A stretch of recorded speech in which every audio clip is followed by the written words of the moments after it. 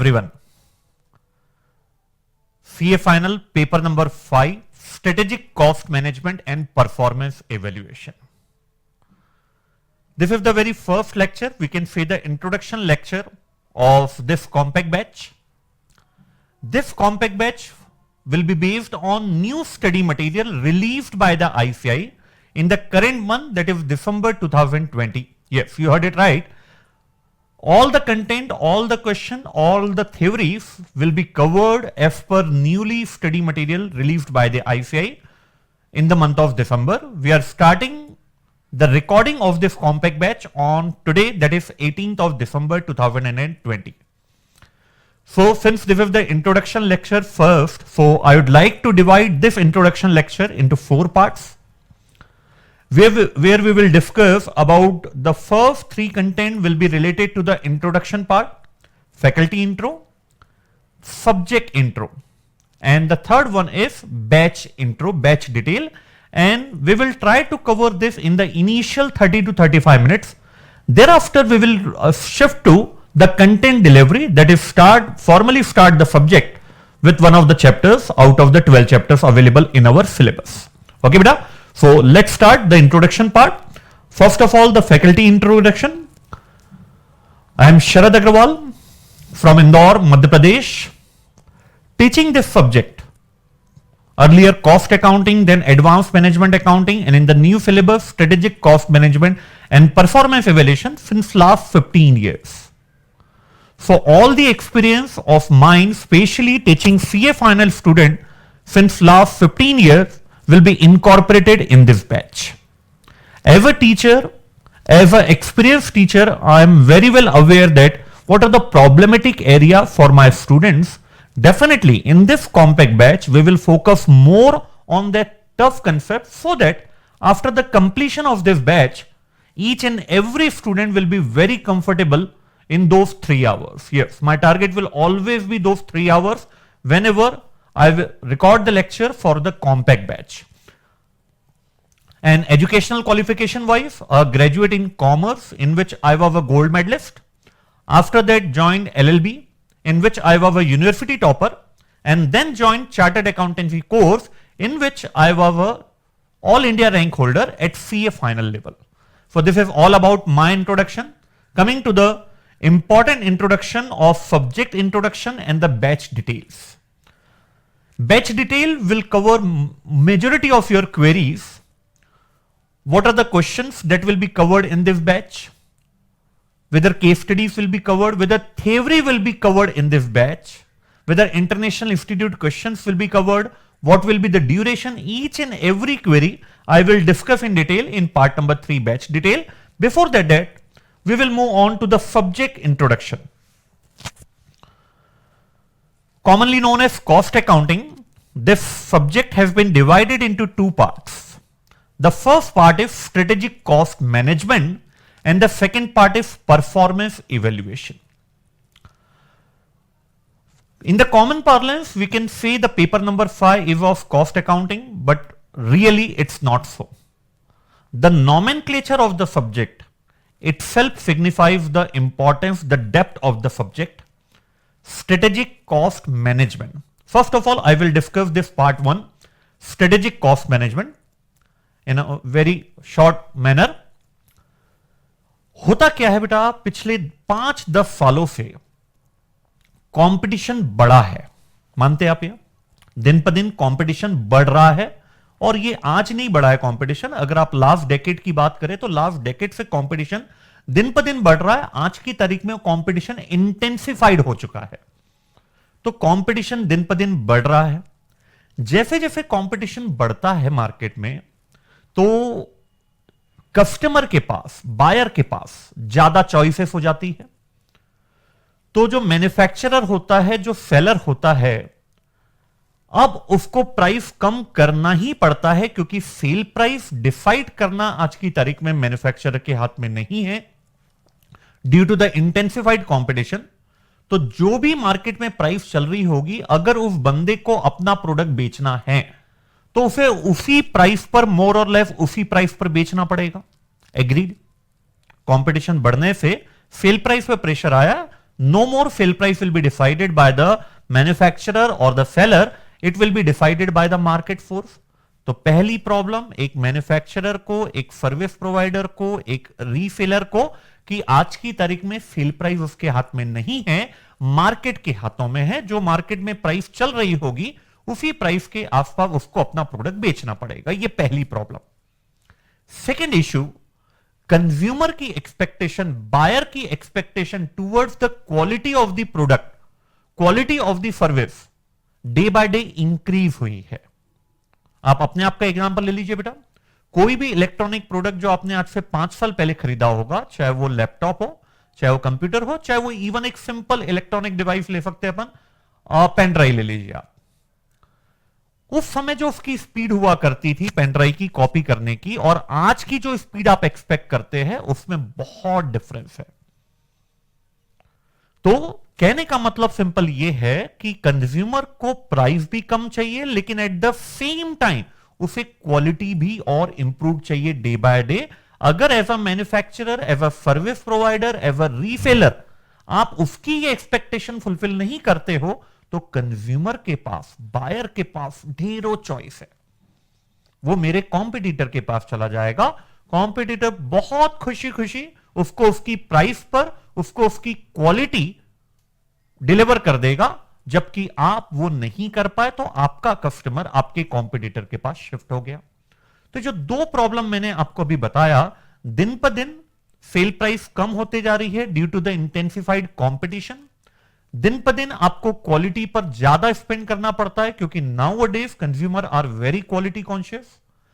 अब इन दोनों प्रॉब्लम को अगर आप देखेंगे तो ये कॉन्ट्राडिक्ट करती है एक मैन्युफैक्चरर के एंगल से। अगर सेल प्राइस कम हो रही है तो वो एक्सपेक्ट करता है क्वालिटी भी कम हो, या क्वालिटी कम से कम वो मेंटेन रहे, लेकिन नहीं, क्वालिटी पर आपको ज्यादा स्पेंड करना है, लेकिन जो आपको इनफ्लो होगा वो पहले के मुकाबले और भी कम होगा। इस पूरी प्रॉब्लम को डील करेगा आपका पहला पार्ट, जिसका नाम है स्ट्रेटेजिक कॉस्ट मैनेजमेंट। इसमें टोटल 7 चैप्टर्स कवर्ड है। ये आपको बताएंगे कि कैसे आज की तारीख में आप इंटेंसिफाइड कॉम्पिटिटिव वर्ल्ड में सर्वाइव कर पाओगे प्रॉफिटेबली। क्योंकि देखिए, मैंने जो भी प्रॉब्लम आपको गिनाया ये रियलिस्टिक है, लेकिन फिर भी आज की तारीख में बहुत सारी कंपनियां हर इंडस्ट्री में सर्वाइव कर रही है, इवन वो प्रॉफिटेबल भी है। तो जो नई टेक्निक इवॉल्व हुई है एक कॉस्टिंग वर्ल्ड में, कि कैसे आप इन दोनों चीजों को मैनेज करें जो आपस में कॉन्ट्राडिक्ट करती है, इन्हीं से रिलेटेड ही आपके 7 चैप्टर से, the initial 7 chapter relate to strategic cost management. It's not cost control, it's not cost reduction, it's cost को मैनेज करना, ताकि हम वो प्राइस डिलीवर कर पाए जो मार्केट हमसे एक्सपेक्ट कर रहा है, प्लस वही क्वालिटी हम दे पाए जो हमारा कस्टमर हमसे एक्सपेक्ट कर रहा है, ताकि हम अपना बिजनेस प्रॉफिटेबली रन कर पाए। ठीक है बेटा। जो इसका सेकेंड पार्ट है, remaining 5 chapters relate to performance evaluation. इस परफॉर्मेंस इवेल्युएशन में क्या होगा, जो भी आपके डिपार्टमेंट्स है, जो भी आपके मैनेजर्स है, आपने उनको at the start of the year target दिया था। अब at the end of the year जब उन्होंने अपना टारगेट फुलफिल कर दिया, तो अब आप उनके परफॉर्मेंस को सिर्फ कंप्यूट नहीं करोगे, कंपेयर नहीं करोगे, आपको इवेल्युएट करना है। ये बहुत इंपॉर्टेंट वर्ब है। परफॉर्मेंस कंप्यूटेशन नहीं है, परफॉर्मेंस एफर्टेनमेंट नहीं है, परफॉर्मेंस इवेल्युएशन है। मतलब evaluation not only includes the computation part, बल्कि यहां पे उससे एक स्टेप और है। जैसे एक चैप्टर आपने इंटर लेवल पे पढ़ा है स्टैंडर्ड कॉस्टिंग, मान के चलिए उसका कोई एक variance, suppose material price variance, material price variance adverse आता है। तो अभी तक क्या होता था इंटर लेवल पे, हमने मटेरियल प्राइस वेरिएंस का कंसेप्ट हमें पता है, जो न्यूमेरिकल डिटेल दी गई थी उसके आधार पे हमने मटेरियल प्राइस वेरिएंस कंप्यूट कर लिया, और हमने सामने वाले एग्जामिनर को बता दिया कि भैया इतना इतना प्राइस वेरिएंस आपका एडवर्स है। वो था परफॉर्मेंस कंप्यूटेशन, कि जो आपको स्टैंडर्ड दिया गया था क्या आपने उसको फॉलो किया या नहीं किया, ये हम कंप्यूट कर रहे हैं, चेक कर रहे हैं। जबकि फाइनल में ना सिर्फ आपको कंप्यूटेशन करना है in chapter number 12 standard costing में, बल्कि उस कंप्यूटेशन को फिर आपको इवेल्युएट करना है। जब भी हम इवेल्युएशन की बात करते हैं तो इसमें कंप्यूटेशन आता है, प्लस इसमें एनालिसिस आता है, और एनालिसिस दोनों साइड का होता है बेटा। एम्प्लॉय के व्यू पॉइंट से भी आप यहां पे बताएंगे, मैनेजमेंट के व्यू पॉइंट से भी बताएंगे, निगेटिव पॉइंट्स भी यहां पे आप एक्सप्लेन करेंगे उस परफॉर्मेंस के, इवन पॉजिटिव पॉइंट्स भी आपको एक्सप्लेन करना है। मतलब एक जो अनबायस पोजीशन होती है बंदे की, वो आपको यहां पे डिलीवर करना होता है परफॉर्मेंस इवैल्यूएशन में। तो first 7 chapters related to part number 1 strategic cost management, the last 5 chapters belongs to performance evaluation, जिसमें सबसे इंपॉर्टेंट जो आपका चैप्टर है वो है चैप्टर नंबर 8, जिसकी हेडिंग ही इसी को डिनोट करती है, परफॉर्मेंस मेजरमेंट एंड इवैल्यूएशन। अगर आप नवंबर 2019 का भी पेपर देखेंगे, it is the king maker. इसके बाद जो नवंबर 20 का पेपर हुआ था उसमें भी एक किंग मेकर रहा है, और आने वाले अटेम्प्ट में भी आप मान के चलिए जो जनवरी 21 में अभी अटेम्प्ट ड्यू है, प्लस मई 21, नवंबर 21, ये आने वाले 3 अटेम्प्ट अभी पूरे 2021 के, उसमें भी चैप्टर नंबर 8 बहुत ज्यादा वेटेज रखेगा। तो डेफिनेटली जिसका वेटेज ज्यादा रखेगा ऐसे उसको अपन अपनी बैच में भी डेफिनेटली ज्यादा वेटेज देंगे। आप देखेंगे पूरे 12 चैप्टर्स में सबसे ज्यादा क्वेश्चंस, सबसे ज्यादा कंटेंट डिलीवरी, सबसे ज्यादा जो मेहनत मैं आपसे कराऊंगा वो चैप्टर नंबर 8 में ही है, जो परफॉर्मेंस इवैल्यूएशन का सबसे पहला चैप्टर है। तो अब एक लास्ट चैप्टर बचता है। जब आप अपना स्टडी मटेरियल देखेंगे तो टोटल आपके पूरे कंटेंट को 13 चैप्टर्स में डिवाइड किया गया है। जो 13 चैप्टर है एक्चुअली वो कोई अलग से कंसेप्ट उसमें नहीं है, जो आपने right from chapter number 1 to chapter number 12 पढ़ा है, उन्हीं को केस स्टडीज के फॉर्म में जब वो क्वेश्चन ड्राफ्ट करते हैं तो एक सेपरेट चैप्टर आईसीआई ने बना दिया है, चैप्टर नंबर 13। लेकिन अपन क्या करेंगे इस बैच में, जैसे मान के चलिए चैप्टर नंबर 2 से रिलेटेड कोई केस स्टडीज अगर आपको चैप्टर नंबर 13 में दिया है, तो अपन ने क्या किया है नोट्स में, चैप्टर नंबर 2 के साथ जो उससे रिलेटेड केस स्टडीज है उन्हें हमने चैप्टर नंबर 2 के साथ ही रखा है। तो अलग से कोई अपना केस स्टडी वाला चैप्टर नहीं रहेगा। ये पॉइंट बहुत अच्छे सुनिएगा बेटा, अलग से कोई केस स्टडी वाला चैप्टर नहीं रहेगा। जितनी भी केस स्टडी है 100% केस स्टडीज आईसीआई की, चाहे वो स्टडी मटेरियल में दिया हो, चाहे वो आरटीपी में हो, चाहे वो एमटीपी में हो, चाहे वो एडिशनल क्वेश्चन हो, एग्जामिनेशन क्वेश्चन हो, हर एक क्वेश्चन कवर होगा केस स्टडी का। लेकिन वो चैप्टर वाइज अपन ने उसको सेग्रीगेट कर दिया है। जो भी चैप्टर अपन लर्न करेंगे उसी चैप्टर के साथ उसकी केस स्टडीज को भी डील करेंगे। तो ये वो आपका पूरा एक सब्जेक्ट का एक ब्रीफ इंट्रोडक्शन। टोटल आपके पास 13 चैप्टर्स है। अगर मार्क्स वाइज अगर अपन बात करें तो आप एक रफली मान सकते हो, इनिशियल 7 चैप्टर्स आपके 50 मार्क्स को बिलोंग करते हैं, लास्ट के 5 चैप्टर्स आपके अगेन 50 मार्क्स को बिलोंग करते हैं। रफ कैलकुलेशन है, 5 to 10 मार्क्स इधर उधर बहुत इजीली शिफ्ट हो चुके हैं पिछले अगर अपन अटेम्प्ट देखें तो। अब इसमें एक बहुत इंपॉर्टेंट चीज का डिस्कशन मैं आज ही करना चाहूंगा बेटा। आईसीआई की वेबसाइट जब आप देखेंगे तो आपको इस टाइप का एक स्किल असेसमेंट स्पेसिफिकेशन दिया हुआ है, और ये आज से नहीं दिया हुआ है। जब इन्होंने सिलेबस लॉन्च किया था 2017 में, तभी से ये स्किल असेसमेंट प्रिंसिपल इन्होंने लेट डाउन किया है। फाउंडेशन के लिए अलग है, इंटरमीडिएट के लिए अलग है। अपन तो सीधा अपने फाइनल कोर्स में सीधा अपने पेपर नंबर 5 में अगर मैं आऊं तो आपको क्लियर कट दिखेगा पेपर नंबर 5 में कि यहां पे हमें आईसीआई 3 लेवल पर टेस्ट करेगा। ये मैं आपको वेरी फर्स्ट डे ही और इन द इनिशियल 30 मिनट्स लिए बता रहा हूं बेटा। एज अ टीचर मेरी रिस्पॉन्सिबिलिटी है कि जो इस सब्जेक्ट की रिक्वायरमेंट है वो मैं आपको क्लियरली कम्युनिकेट करूं। ऐसा नहीं कि बेटा ये सब्जेक्ट बहुत ही इजी है, आपसे चुटकियों में हो जाएगा, ये बैच आप कर लो बस लाइफ सेट है, ना, सब फालतू बात है। यह सब्जेक्ट बहुत टफ है, बहुत मुश्किल जाएगी, ऐसा भी नहीं है। अगर मैंने आपको इस सब्जेक्ट की रिक्वायरमेंट पहले दिन फर्स्ट आवर से ही कम्युनिकेट कर दिया तो जो आपका माइंडसेट है ना वो इस ओर धीरे धीरे डाइवर्ट होगा। तो at the end of the batch मैं आपको अश्योर कर सकता हूं कि जो आईसीआई की एक्सपेक्टेशन है from CA final student regarding this subject paper number 5 वो आप डिलीवर कर पाएंगे। तो right from the very first chapter आप देखिएगा, जो अपना जो भी अपन फर्स्ट चैप्टर स्टार्ट करेंगे वहां से ही ये तीनों लेवल को अपने को धीरे धीरे टच करना है। तो जब आप लेवल 1 देखेंगे, अभी वो क्या है अभी उसको ना देखते हुए अपन पहले भी परसेंटेज देख ले। लेवल 1 में आप देखेंगे तो 10 to 15% कवरेज है।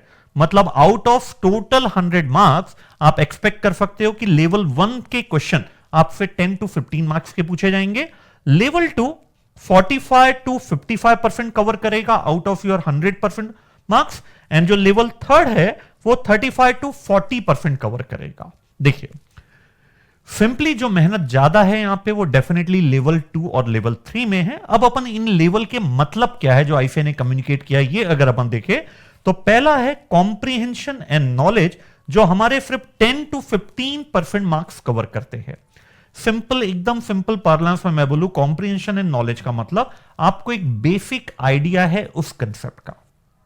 जैसे एक कंसेप्ट ले लेते हैं अपन, जस्ट इन टाइम एक कंसेप्ट है आपके सीए फाइनल में, तो जस्ट इन टाइम का आपको बेसिक नॉलेज है, उसकी टेक्निकल टर्म्स आपको पता है, उसके एडवांटेजेस डिसएडवांटेजेस, उनकी जो ऑथराइज्ड डेफिनेशन है, अगर ये आपको पता है तो आईसीएआई इसे बोलता है कॉम्प्रिहेंशन एंड नॉलेज। आपको उस चीज का आइडिया है, और अगर हम कोई डायरेक्ट थ्योरी क्वेश्चन जेआईटी पर आपसे पूछेंगे तो आप उसको बहुत कंफर्टेबली आंसर कर पाओगे, तो इसको बोला जाएगा कॉम्प्रिहेंशन एंड नॉलेज।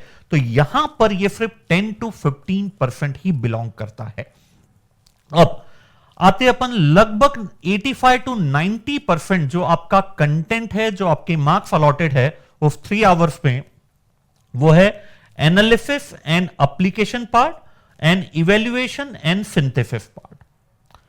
अब एनालिसिस और एप्लीकेशन और इवेल्युएशन और सिंथेसिस को मैं अगर आपको एक्सप्लेन करूं तो ये पार्ट है ना सिर्फ आपको उस जस्ट इन टाइम का basic knowledge, basic theoretical knowledge होना चाहिए जो आपकी कॉम्प्रिहेंशन एंड नॉलेज में कवर्ड है। अब एक स्टेप और आगे बढ़ के अगर जेआईटी में जस्ट इन टाइम में कोई कैलकुलेशन है तो वो कैलकुलेशन भी आप करेंगे। कैलकुलेशन के बाद जो भी आपने कैलकुलेशन किया है, अब उस कैलकुलेशन को जब आप लैंग्वेज में एक्सप्रेस करते हो, that belongs to your level number 2 analysis and application part. I repeat, आपको नॉलेज हो गया जस्ट इन टाइम का, आपने लेवल 1 अचीव कर लिया। फिर लेवल 1 अचीव करने के बाद जब आपने उस नॉलेज को न्यूमेरिकली कन्वर्ट किया, न्यूमेरिकली कन्वर्ट करने के बाद जो जो आपने वर्किंग किया है उसको जब आप अपने लैंग्वेज में एक्सप्लेन करते हो इन डिटेल, तो that will cover analysis and application part, which will cover 45 to 55% of your paper in those 3 hours. And the last part, आपको नॉलेज हो गया, आपने उसको कंप्यूट कर लिया, आपके पास ये एबिलिटी भी आ गई कि जो आपने करा है आप उसको इन डेप्थ एक्सप्लेन कर पाओ। And the last part is, अब आपको अपने क्लाइंट के हिसाब से जो भी क्वेश्चन आएगा उसको अपन अपना क्लाइंट मानेंगे, अपने क्लाइंट के हिसाब से अब यहां पे रिकमेंडेशन स्टार्ट होता है। और जब भी हम रिकमेंडेशन की बात करेंगे लेवल 1 नंबर 3 में, तो यहां पे हमें ना सिर्फ उसके पॉजिटिव पॉइंट्स बोलना है बल्कि निगेटिव पॉइंट्स भी बोलना है। यहां पर लेवल नंबर 3 में आपका इमेजिनेशन स्किल बहुत काम आता है बेटा। लेवल नंबर 2 तक आपका नॉलेज काम आएगा, यहां पे जो आपकी थॉट प्रोसेस डेवलप होगी ना, that will be play a major role in level number 3। तो अभी तक अपना ये डिस्कशन हुआ बेटा, जो आपका सब्जेक्ट का इंट्रोडक्शन है। ये टोटल 2 पार्ट में आपका डिवाइडेड है सब्जेक्ट। साथ में बोलिए, पहला strategic cost management, second part किसी को याद है परफॉर्मेंस इवैल्यूएशन। टोटल 7 चैप्टर्स है आपके पार्ट नंबर 1 में, एंड टोटल 5 चैप्टर्स है आपके पार्ट नंबर 2 में। जो 13th चैप्टर है that is not a separate chapter, उनको केस स्टडीज को अलग रख दिया। अपन ने अपने नोट्स में हर चैप्टर वाइज वाली केस स्टडी कवर किया, तो 100% case study will be cover. फिर अपन ने आया कि सब्जेक्ट की रिक्वायरमेंट क्या है। इस सब्जेक्ट को ना सिर्फ हमें सिर्फ प्रैक्टिकली न्यूमेरिकली करना है, numerically hardly you will get 30 to 40% coverage out of 100 marks paper. Yes, you heard it right. Numerically अगर अपन बात करें बेटा, तो ये न्यूमेरिकल 100% न्यूमेरिकल नहीं है, सिर्फ 30 to 40% यहां पे न्यूमेरिकल है। रिमेनिंग जो है वो आपका एनालिसिस इवैल्यूएशन पार्ट है। और जब भी मैं एनालिसिस और इवैल्यूएशन पार्ट की बात करता हूं तो इसमें थ्योरी में कमांड होना बहुत बहुत जरूरी है। तो पूरा जो भी अपने 140 आवर्स है बैच के, कॉम्पैक्ट बैच के, पूरा फोकस रहेगा, इक्वल वेटेज देंगे। थ्योरी का प्रोपोर्शन ज्यादा है तो उसको ज्यादा वेटेज दिया जाएगा, केस स्टडीज ज्यादा है तो उस चैप्टर में केस स्टडीज को ज्यादा वेटेज दिया जाएगा। मतलब इस बैच में कहीं आपको अनजस्टिफाइड नहीं मिलेगा कि कोई चैप्टर को बहुत ज्यादा वेटेज दे दिया जबकि आईसीआई उसका उतना वेटेज देता ही नहीं है। पूरा ये बैच डिजाइन किया गया है कि आईसीआई जो एक्सपेक्टेशन रखता है हर एक बंच ऑफ चैप्टर में, जितनी एक्सपेक्टेशन है आईसीआई की मार्क्स के अकॉर्डिंगली, उतना ही कवरेज आपको अपनी बैच में भी मिलेगा। तो ये 3 लेवल बेटा आपको ध्यान रखने हैं, comprehension and knowledge, second level फिर आपको application and analysis, and the third and the most important part evaluation and synthesis. फिर आईसीआई लगातार लास्ट ईयर से इस पर बहुत ज्यादा स्ट्रेस कर रहा है। अभी अपन ने पढ़ा लेवल 3 है, अब उन 3 लेवल पर रिक्वायरमेंट पार्ट जब आप देखते हो क्वेश्चन का, तो हर रिक्वायरमेंट पार्ट में अलग अलग वर्ब यूज किए गए हैं। और स्पेशली आप देखिएगा पूरे आपके स्टडी मटेरियल में, इवन एग्जामिनेशन पेपर में भी उन जो वर्ब है उनको हाईलाइट किया गया है या उनको बोल्ड लेटर्स में या कैपिटल लेटर्स में लिखा गया है। कम्युनिकेशन ये है कि ये जो आपके पास पीडीएफ आपको नोट्स के थ्रू मैं प्रोवाइड करूंगा हार्ड कॉपी में, ये एक बहुत इंपॉर्टेंट चीज है। इस सब्जेक्ट में ये इंपॉर्टेंस नहीं रखता है कि आपको क्या आता है। आई रिपीट, इस सब्जेक्ट में ये बिल्कुल भी मायने नहीं रखता है कि what you know, what you want to answer. No, it's a totally waste of time. इस सब्जेक्ट में ये इंपॉर्टेंट है कि जब आपने क्वेश्चन पूरा पढ़ लिया, अब जब आप रिक्वायरमेंट पार्ट पे आते हो, तो रिक्वायरमेंट पार्ट पे जो वर्ब यूज किया गया है, calculate, apply, tablet, construction, different verbs है, करीबन 10 to 15 वर्ब्स आपको यहां पे मिलेंगे। उन हर वर्ब के मीनिंग अलग अलग है। इंपॉर्टेंट ये जाएगा अपने पूरे 140 आवर्स की बैच में, right from the very first question, है ना, कि आपको बार बार ये समझाया जाएगा कि देखिए बेटा रिक्वायरमेंट पार्ट में ये वर्ब यूज की गई है। बार बार अपन इस पीडीएफ को यहां पे क्लास में और आपके बाद जो हार्ड कॉपी रहेगी, बार बार आप उसको रेफर करेंगे इन द इनिशियल 15-20 क्वेश्चंस कि इस वर्ब का मीनिंग क्या है। फिर मैं आपको एक्सप्लेन करूंगा कि ये जो रिक्वायरमेंट पार्ट था, देखिए हमने ये डिटेल यहां पे लिखा है क्योंकि ये वर्ब यहां पे डिमांड करता है।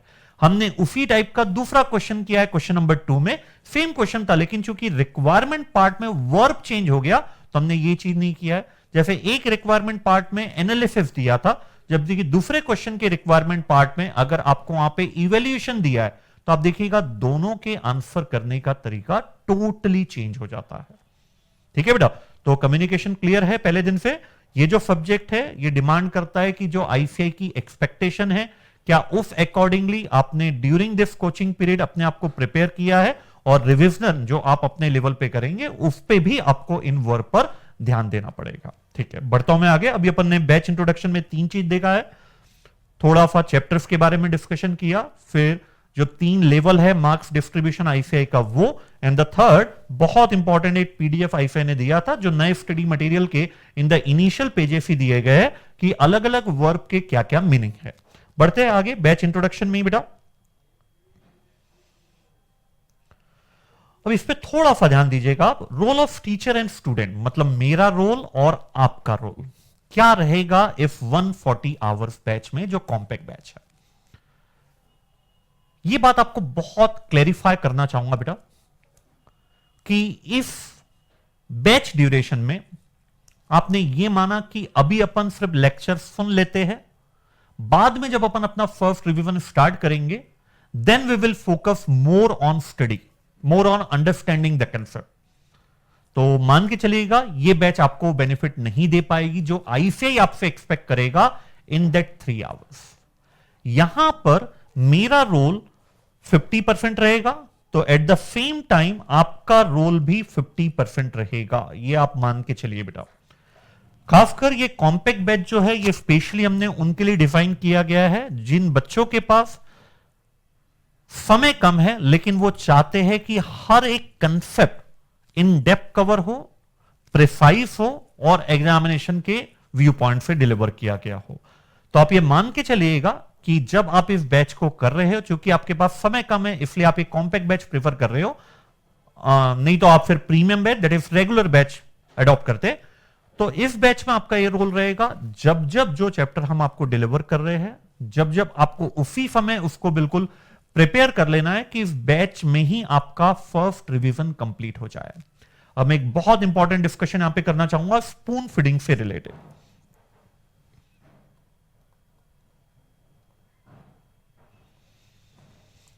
इस पूरी बैच में, और आप मैं सालों से बेटा लास्ट 15 ईयर से मैं इसी कंसेप्ट पर टिका हुआ हूं, से नो टू स्पून फीडिंग। पहली बात तो स्पून फीडिंग होता क्या है, पहले मैं वो आपको एक्सप्लेन कर दूं। स्पून फीडिंग ये होता है कि कोई भी कंसेप्ट अपन ने स्टार्ट किया, मैंने उसका आपको कंसेप्ट बताया, फिर उसका थ्योरेटिकल नॉलेज आपको दिया, फिर उससे रिलेटेड प्रैक्टिकल क्वेश्चन अपन ने सॉल्व किया, फिर उससे रिलेटेड एनालिसिस और इवैल्यूएशन पार्ट भी किया। मतलब मैंने सिर्फ और सिर्फ अगर डिलीवरी पर ध्यान दिया, मैंने उस पर आपका इन्वॉल्वमेंट नहीं रखा, तो ये कहलाएगी स्पून फीडिंग। आई रिपीट, मैंने उस कंसेप्ट को डिलीवर किया, मैंने उस क्वेश्चन के जो भी न्यूमेरिकल डेटा उसको कंप्यूट किया, एनालाइज किया, इवेल्यूशन किया एज द वर्ब डिमांड। कहीं भी मैंने आपका इन्वॉल्वमेंट नहीं लिया, मतलब आपके माइंड पे मैंने स्ट्रेस नहीं दिया कि मैं ऐसा क्यों कर रहा हूं, इस पे ये कंसेप्ट क्यों लग रहा है, ये वर्ब के कारण हम इस पे ये वाला पॉइंट क्यों लिख रहे हैं, तो this amounts two spoon feeding नहीं बेटा। इसमें यह होता है कि जब आप बैच करते हो तो आपको बेहतरीन कॉन्फिडेंस आता है, क्योंकि इस पूरे 140 आवर्स ड्यूरेशन में कहीं भी हमने आपको अपने लेवल पर टेस्ट करने ही नहीं दिया कि एक बार चेक तो करें क्या हमारा स्टूडेंट, हमारा बच्चा आईसीआई के लेवल के अकॉर्डिंगली परफॉर्म कर पा रहा है या नहीं कर पा रहा। तो you will feel very comfortable in this 140 hours batch if I start spoon feeding. But no, क्या तरीका होगा, ये बहुत ध्यान समझिएगा बेटा। इस बैच में क्या तरीका होगा अपने बैच डिलीवरी का। सबसे पहले जो भी कंसेप्ट आता है मैं उसका एक ब्रीफ ओवरव्यू आपको दूंगा। बहुत ध्यान समझिएगा बेटा, ये बहुत इंपॉर्टेंट है आपके लिए कि एज अ टीचर मैं आपको क्या डिलीवर करना चाहता हूं, मैं आपसे क्या एक्सपेक्ट कर रहा हूं, है ना। तो बहुत ध्यान समझिएगा बेटा इसको आप। सबसे पहले जो भी कंसेप्ट स्टार्ट होगा I will briefly introduce that concept to you. थोड़ा सा हम कैलकुलेशन पार्ट का डिस्कशन कर लेंगे।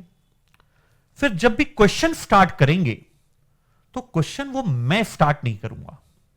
सबसे पहले आपको मौका दिया जाएगा कि जितना आपने अभी तक लेक्चर में डिलीवरी कंटेंट सुना है, समझा है, क्यों ना एक बार आप अपने लेवल पर independently without the support of the teacher एक बार आप अपने लेवल पर उसे ट्राई करें। कर लिया, आपको हमने दिया 5 minute 10 minute depending upon the length of the question. जब आपको 5-10 मिनट मिल जाते हैं फिर साथ में अपन उस क्वेश्चन को पढ़ते हैं, इंटरप्रेट करते हैं, कैलकुलेशन है तो कंप्यूट करते हैं कैलकुलेशन, और फिर एनालिसिस और रिकमेंड करते हैं जो भी वर्ब डिमांड करेगा। इससे सबसे बड़ा फायदा क्या होगा बेटा, जो इनिशियल आपको 5 to 10 मिनट्स मिले थे उसमें आप अपने लेवल पर सोच पा रहे हो कि यार ये क्वेश्चन है, कौन सा कंसेप्ट एप्लीकेबल होगा। जो रिक्वायरमेंट पार्ट है उसमें ये वर्ब यूज किया गया तो इफ अकॉर्डिंगली मैं क्या आंसर दूंगा। और जस्ट आपके 5 to 10 मिनट्स कंप्लीट होने के बाद जब अपन साथ में डिस्कशन करते हैं तो मेरा रोल उसमें पूरा 100% होता है। फिर आप अपने परफॉर्मेंस को कंपेयर कर पाते हो right from the very first question. मैं बार बार रिपीट कर रहा हूं क्योंकि पहले क्वेश्चन से ही स्पून फीडिंग नहीं मिलेगी। फिर अब मैं उसको समझाऊंगा आपको 100% अपना इन्वॉल्वमेंट करके, तब आप कंपेयर करेंगे। अच्छा, इस क्वेश्चन में हमने ये लाइन तो पढ़ा था लेकिन इस लाइन को हमने ये वेटेज नहीं दिया, जबकि सर ने हमें समझाया। कंपैरिजन हो रहा है। फिर रिक्वायरमेंट पार्ट में जब अपन आएंगे मैं आपको एक्सप्लेन करूंगा कि ये वर्ब का क्या मीनिंग है, हमें किस अकॉर्डिंगली यहां पे आंसर देना है। तब आप अपने परफॉर्मेंस को कंपेयर करेंगे बेटा। जब तक आप अपने आप को आईसीआई के स्टैंडर्ड के अकॉर्डिंगली नहीं बढ़ाएंगे, आप ये मान के चलिए कि आपको इस सब्जेक्ट में कॉन्फिडेंस नहीं आएगा। ये जो मेरी टेक्निक है कि पहले हम अपने स्टूडेंट को करने देते हैं, पहले हम अपने बच्चों को करने देते हैं, late try on their own ना बेटा। क्या होगा, ज्यादा से ज्यादा गलत करेगा ना बच्चा, ठीक है, इस 140 आवर्स में गलत करेगा ना, कम से कम वो प्रिपेयर तो हो रहा है कि कैसे क्वेश्चन को इंडिपेंडेंटली। कंप्यूटेशन बहुत आसान होता है बेटा, let me make it very clear to you. Computation is not a big deal in this paper number 5, but that computation part will consist of only 35 to 40 marks. Remaining part relates to analysis, evaluation, synthesis and theoretical part. वो अगर 60 marks आपको चाहिए तो आपको मेहनत करना पड़ेगा। इसका मतलब ये बिल्कुल नहीं है कि अपन यहां पे क्वेश्चन नहीं करेंगे। हर एक क्वेश्चन बिल्कुल इन डेप्थ आपके साथ यहां पे डिस्कस किया जाएगा, उसको सॉल्व किया जाएगा, लेकिन बस स्पून फीडिंग नहीं करना है, इसका एक क्लियर कम्युनिकेशन है। पहले क्वेश्चन को आपको अपने लेवल पे ट्राई करना पड़ेगा। जब आप उसको कर लेंगे फिर अपन उसको जब डिस्कस करेंगे, पूरा कॉपी में आपको लिखने का मौका दिया जाएगा एक एक चीज, तब जाके मैं बोलूंगा कि हां जो आईसीआई की एक्सपेक्टेशन है इस सब्जेक्ट से रिलेटेड वो मैं आपको डिलीवर कर पाया हूं। क्लियर है बेटा, स्पून फीडिंग नहीं करना है उसका कम्युनिकेशन। पूरे क्वेश्चन सॉल्व करेंगे, सब कुछ करेंगे, लेकिन बस पहले आपको करना है। So this is all about the subject introduction, जिसमें हमने देखा 2 पार्ट। फिर हमने आईसीआई के 3 लेवल देखा मार्क्स एलोकेशन के, फिर हमने वर्ब देखा एंड लास्ट में हमने देखा कि आपका इन्वॉल्वमेंट यहां पे जरूरी है। इफ 140 आवर्स की बैच को इजीली आप 100 आवर्स में कंप्लीट कर सकते हो, लेकिन वो जो एक्स्ट्रा 40 आवर्स है वो बहुत इंपॉर्टेंट है आपके लिए। जब आपको समय दिया जाता है कि क्यों ना एक बार आप अपने लेवल पर इसको ट्राई करो, गलतियां होगी उससे डरिए मत। ये गलतियां आपको इस सब्जेक्ट के एक एक माइन्यूट डिटेल सिखाएगी, ताकि फिर एग्जामिनेशन में ये पेपर आपके लिए फिर बहुत कंफर्टेबल पोजीशन में जाए। ठीक है बेटा, चलिए अब आते हैं अपन last introduction part, that is the batch intro. जो भी आपकी नॉर्मल क्वेरीज है, मैंने कोशिश किया हूं कि हर एक क्वेरी जो मुझे एवर टीचर मेरा 15 ईयर से लगता है कि जब भी अपन कॉम्पैक्ट बैच की बात करते हैं तो ये क्वेरीज बच्चे के मन में बिल्कुल आती है, तो उनको अपन यहां पे रिजॉल्व करेंगे। और भी आपसे जो क्वेरी यहां पे कवर्ड नहीं हुई, अगर वो आपके मन में है तो बिल्कुल जो आपको इस वीडियो लेक्चर में मोबाइल नंबर प्रोवाइड किया गया बेटा, उसमें आप व्हाट्सअप करके वाली क्वेरी भी अपनी क्लियर कर सकते हो। Queries are always always welcome. तो बैच इंट्रोडक्शन की अगर अपन बात करें तो मार्केट में अगर आप देखते हैं बेटा 3 टाइप की बैच है। सबसे पहली क्रैश बैच, कॉम्पैक्ट बैच और प्रीमियम बैच। उसको आप रेगुलर बैच भी बोल सकते हो, फुल बैच भी बोल सकते हो। जो ये बैच है 140 आवर्स की, it is neither a premium batch nor a crash batch. न ये क्रैश बैच है न ये प्रीमियम बैच है।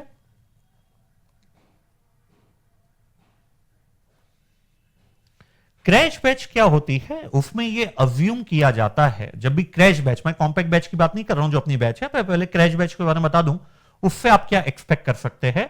क्रैश बैच में माना जाता है कि एक बार स्टूडेंट ने ये सब्जेक्ट अपने लेवल पर सेल्फ स्टडी के थ्रू या कोचिंग क्लासेस के थ्रू कंप्लीट कर लिया है, अब उसको 80 to 100 आवर्स में उसको ये एक फास्ट कंसेप्ट का रिवीजन चाहिए पूरा, तो वो बच्चे क्रैश बैच अडॉप्ट करते हैं। लेकिन इसमें सबसे बड़ा एक लिमिटेशन होता है, एज अ टीचर भी हम ये मान के चलते हैं क्रैश बैच में कि बच्चों को कुछ आता है कुछ नहीं आता, तो जो नहीं आता हम भी ये मान के चलते हैं वो उसको डिलीवर हो जाएगा।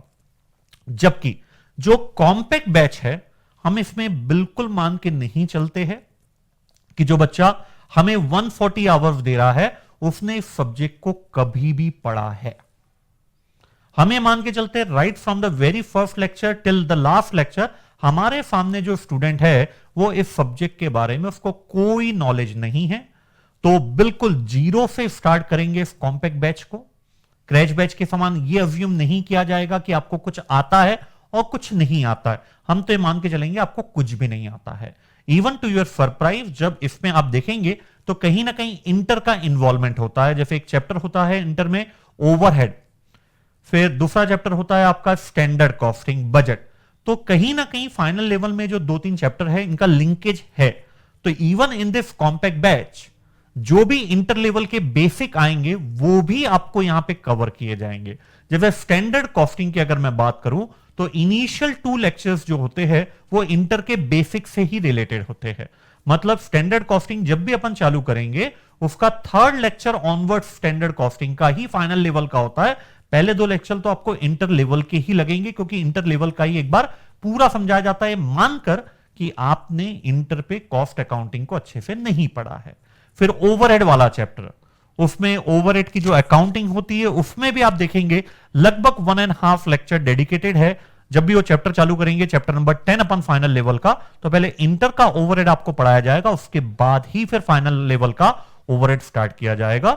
तो कॉम्पैक्ट बैच में आप अश्योर हो सकते हो बेटा each and everything will be covered right from the scratch. तो एक नेचुरल सा डाउट आता है, सर जब इसी बैच में फिर सब कुछ कवर्ड है 140 आवर्स बैच में, तो क्यों कोई बंदा फिर 230 आवर्स वाली बैच लेगा?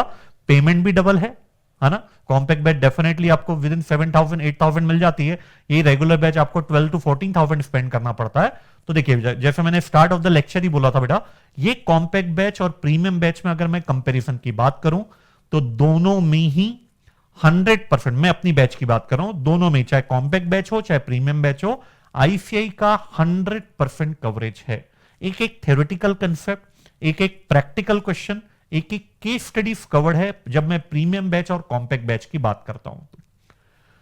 मेजर डिफरेंस दोनों में यह है, सबसे पहला डिफरेंस और वो नेचुरली रहेगा ही बेटा, है ना। मैं अभी रिकॉर्ड कर रहा हूं, आपके सामने जो बात कर रहा हूं वो कॉम्पैक्ट बैच के लिए बात कर रहा हूं, लेकिन फिर भी एक कंपैरिजन, एक नेचुरल सी क्वेरी आती है, फिर दोनों में डिफरेंस क्या है। कॉम्पैक्ट बैच में अपन इंटरनेशनल क्वेश्चंस भी कवर करेंगे। Yes, you heard it right, in compact batch we will cover international institute question also. वही इंटरनेशनल इंस्टीट्यूट के क्वेश्चंस प्रीमियम बैच में कंपैरेटिवली ज्यादा होते हैं, ये पहला डिफरेंस। दूसरा डिफरेंस, कॉम्पैक्ट बैच में हम ये मान के चलते हैं कि हमारा जो स्टूडेंट है उसके पास समय बहुत कम है, हार्डली 6 to 8 मंथ्स है, लेकिन उसको सब्जेक्ट बहुत ज्यादा भी कंप्लीट करना है। तो यहां पे सिर्फ और सिर्फ एग्जामिनेशन व्यू पॉइंट से डिलीवर करते हैं हम कंटेंट, लेकिन इतना डिलीवर करते हैं कि वो एग्जामिनेशन में कंफर्टेबल रहे। प्रीमियम बैच में हम एग्जामिनेशन को तो टारगेट करते ही है, साथ में हम उसको प्रैक्टिकल वर्ल्ड में ये सब्जेक्ट कैसा लगता है उसके बारे में भी बहुत इन डेप्थ डिस्कशन होता है वहां पे। तो ये दूसरा डिफरेंस वहां पे टाइम का। तो रेस्ट एश्योर बेटा, कॉम्पैक्ट बैच में हर कुछ कवर्ड है या क्रैश बैच नहीं है, इसको आप एक फुल बैच भी मान सकते हो।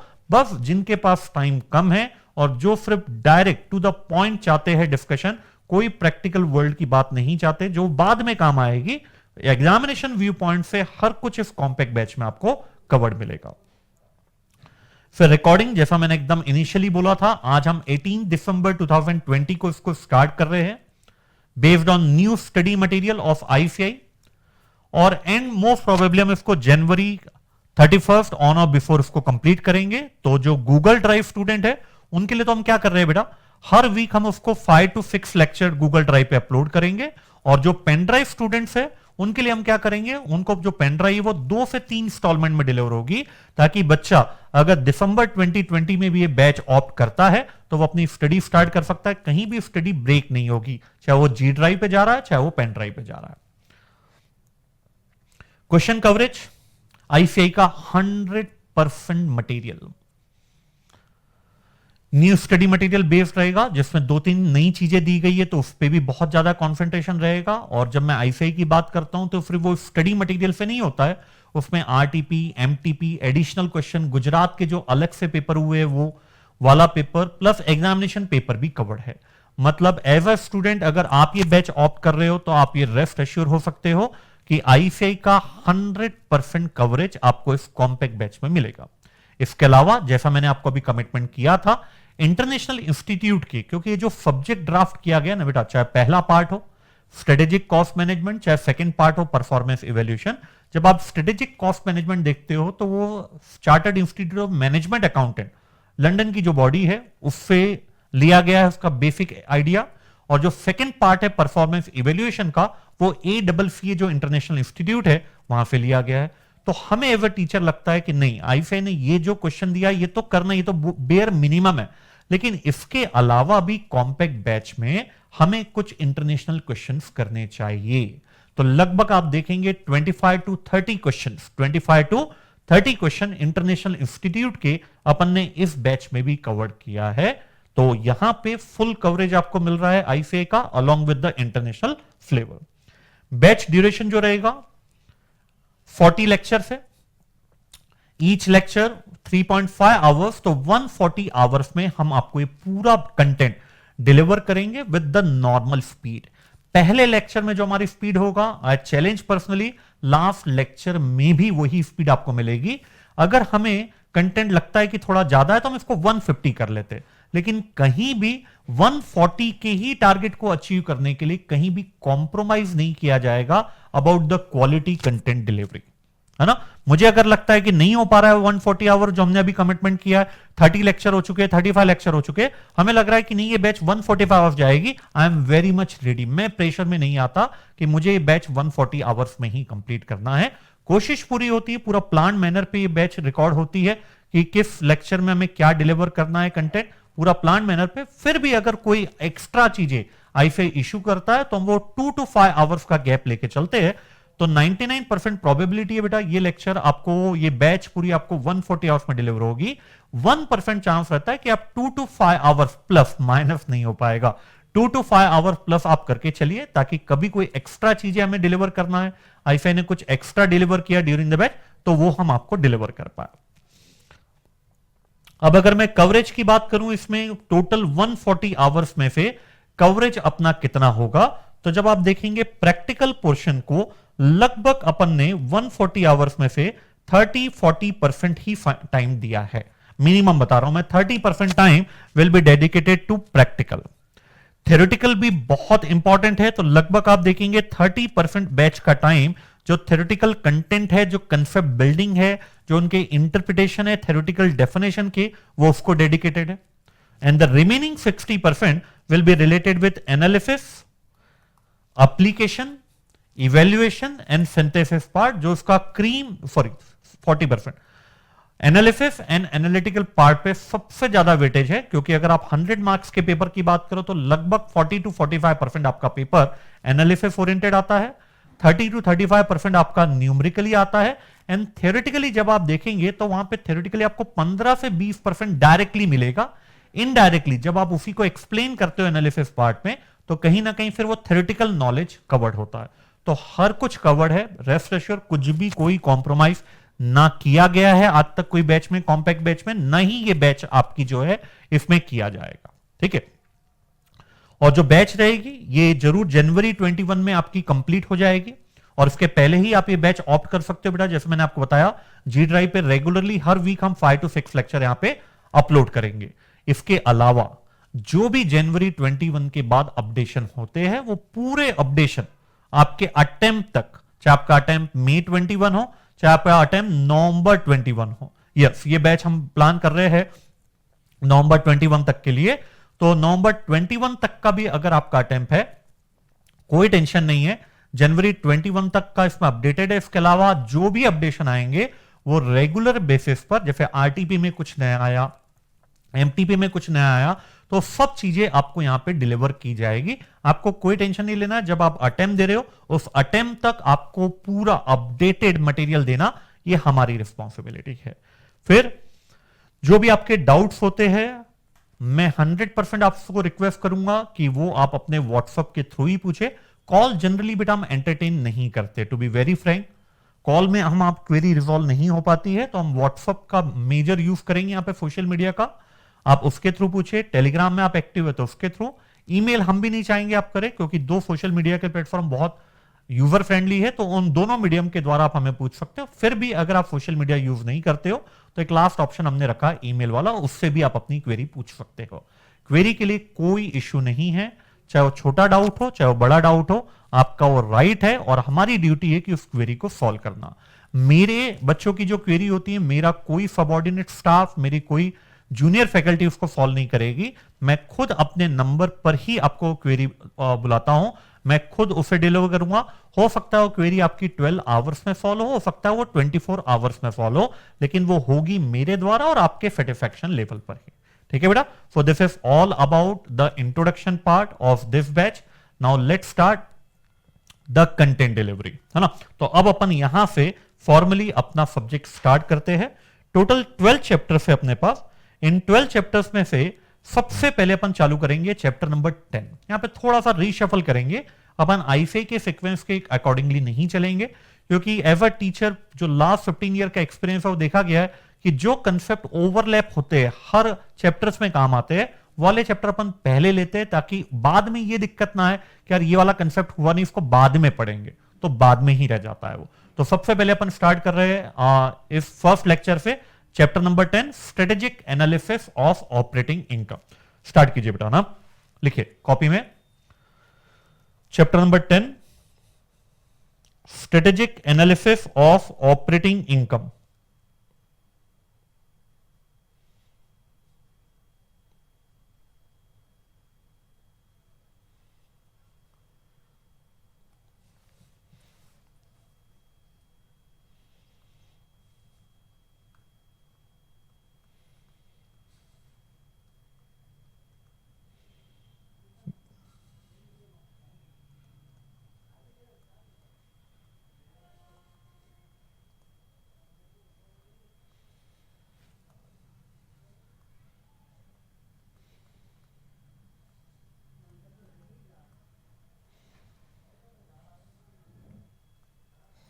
एक बहुत इंपॉर्टेंट चैप्टर आपके सिलेबस का,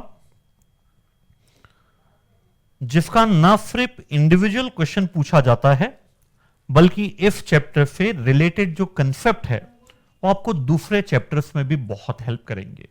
जैसे जो यहां पे एक आप टॉपिक पढ़ेंगे एक्टिविटी बेस्ड कॉस्टिंग, ये आपको चैप्टर नंबर 11 में भी काम आएगा, चैप्टर नंबर 12 में भी काम आएगा, और अगर अपन फर्स्ट पार्ट की बात करें तो चैप्टर 2, 3, 4 में भी ये कंसेप्ट आपको काम आता है। तो एक ऐसा चैप्टर है जिससे ना सिर्फ इंडिविजुअली आपसे क्वेश्चन पूछा जाएगा, बल्कि इससे रिलेटेड जो कंसेप्ट है वो आपको दूसरे चैप्टर्स में भी हेल्प करते हैं। होता क्या है बेटा, प्रैक्टिकली आज के एनवायरनमेंट में आपको एक सिंगल टेक्निक लेकर अपना बिजनेस नहीं कर सकते, 2 या 3 टेक्निक आप कंबाइन करते हैं तब जाके वो कंसेप्ट आप रियल लाइफ में लगा पाते हैं। तो इस चैप्टर में जो कंसेप्ट है एक्टिविटी बेस्ड कॉस्टिंग वाला जो कंसेप्ट है वो मल्टीपल, जैसे वो जीआईटी सिस्टम के साथ लग जाएगा, वो आपका स्टैंडर्ड कॉस्टिंग एनवायरनमेंट में लग जाएगा, वो आप जब बजट बना रहे हो तो एबीसी एनवायरनमेंट में कैसे बजट बनाया जाता है, मतलब मल्टीपल एरिया में उसका यूज है। इसलिए अपन ने सबसे पहले स्टार्ट किया है chapter number 10 strategic analysis of operating income. मैं पहले अभी थोड़ा सा एक ब्रीफ इंट्रोडक्शन दे दूं इस चैप्टर का, फिर अपन इसको राइटिंग वर्क स्टार्ट करेंगे। ये जो चैप्टर है अपन ने अपने पर्पस के लिए इसको टोटल 4 पार्ट में बाइफर्केट किया है। जो चैप्टर है strategic analysis of operating income, total 4 part में अपन ने इसको बाइफर्केट किया है। सबसे पहला पार्ट है आपका इंटर का, सीए इंटर का बेसिक। एक चैप्टर हुआ करता है सीए इंटर पे ओवरहेड करके, ओवरहेड अकाउंटिंग, तो उसका बहुत बड़ा रोल है इस चैप्टर में strategic analysis of operating income में। तो जो पहला पार्ट रहेगा वो बेसिक ऑफ सीए इंटर, जो आपको इस चैप्टर में मदद करेगा, उसके बिना इस चैप्टर के कंसेप्ट में आपको ग्रिप नहीं आ पाएगी। तो सबसे पहला पार्ट वो है basic of CA inter. Second part अपना है एक्टिविटी बेस्ड कॉस्टिंग से रिलेटेड, मतलब जो आपने इंटर में ओवरहेड अकाउंटिंग पढ़ा था उसी को मॉडर्न अप्रोच के द्वारा कैसे करना है, उसी का नॉमेनक्लेचर होता है activity based costing. I repeat, जो चैप्टर इंटर लेवल पे ओवरहेड अकाउंटिंग के नाम से है, उसी को अगर हम मॉडर्न अप्रोच का एक तड़का दे तो वो कहलाएगा एक्टिविटी बेस्ड कॉस्टिंग। वो हमारा सेकेंड पार्ट होगा इस चैप्टर का। थर्ड पार्ट होगा CPS, customer profitability statement, and the last part will be DPP, direct product profitability. तो टोटल 4 पार्ट में कवर्ड है। एग्जामिनेशन पर्पस के लिए बात करें तो लास्ट के जो 2 पार्ट है ना, CPS customer profitability statement and DPP direct product profitability, ये 2 ही पार्ट रेलिवेंट है। लेकिन अगर इनिशियल 2 पार्ट में आपकी ग्रिप नहीं है तो ये 2 पार्ट आप नहीं कर पाएंगे। प्लस आगे चल के दूसरे चैप्टर में जब एक्टिविटी बेस्ड कॉस्टिंग का भी कंसेप्ट अप्लाई होता है तो वहां पे इश्यू आएगा। तो अपन ये चैप्टर सिर्फ और सिर्फ ऐसा नहीं है कि इस चैप्टर के लिए तैयार कर रहे हैं, ये चैप्टर अपने को वो भी पढ़ना पड़ेगा इस चैप्टर में जो आगे चल के अपने को दूसरे कंसेप्ट के साथ लिंक करेगा। तो लिखिए बेटा कवरेज क्या क्या पढ़ना है।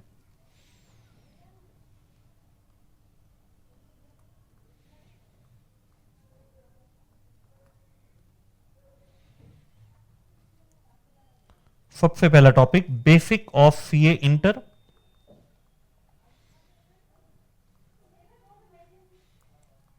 आज का लेक्चर और मान के चलिए कल का सेकेंड लेक्चर का हाफ लेक्चर आपका बेसिक ऑफ सीए इंटर पे जाएगा। ये लेक्चर, ये बैच हम बहुत इजीली 125 आवर्स में कंप्लीट कर सकते थे, लेकिन नहीं, हमने इसको इंटेंशनली 140 आवर्स रखा कि हर वो चीज जो इंटर के बेसिक की आपके फाइनल में काम की है वो भी आपको यहां पे राइट फ्रॉम जीरो पढ़ाया जाए, ताकि हम ये अज्यूम कर पाए कि हमारे स्टूडेंट को कुछ भी नहीं आता, हमें ही उसको इंटर का जो बेसिक है जो यहां पे काम का है वो भी हमें इसको डिलीवर करना है। Eight the same time ICA की फाइनल लेवल की जो एक्सपेक्टेशन है वो भी उसको डिलीवर होनी चाहिए। ठीक है, तो पहला basic of CA inter. Second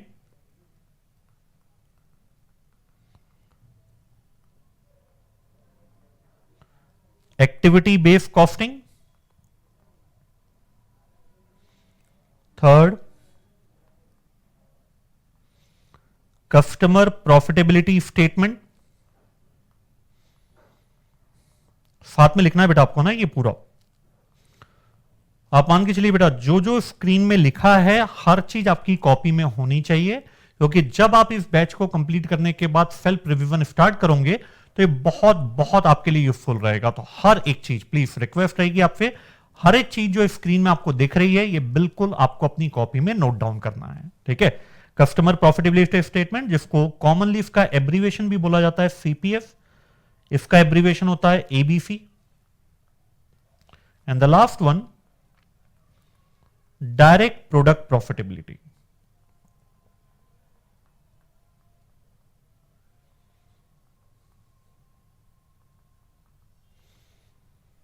जिसको हम बोलते हैं डीपीपी। तो 4 टॉपिक में अपन ने इसको डिवाइड किया है, इस पूरे चैप्टर को। Chapter number 10, strategic analysis of operating income.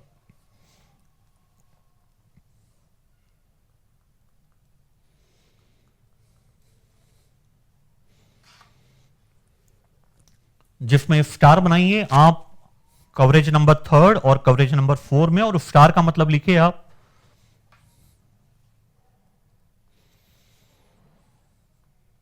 Most important part of this chapter.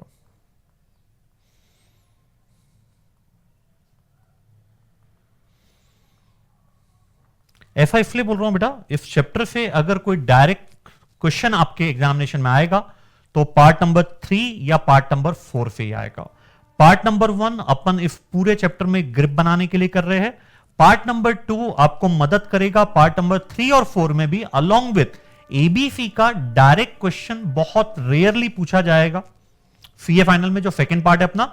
लेकिन वो इतना इंपॉर्टेंट कंसेप्ट है कि आने वाले लगभग मान के चलिए हर एक चैप्टर में आपको कहीं ना कहीं वो दूसरे कंसेप्ट के साथ मर्ज होते हुए मिलेगा कि उस एनवायरमेंट में अगर एबीसी भी अप्लाई हो रहा है तो फिर हम कैसे उस कंसेप्ट को अप्लाई करेंगे।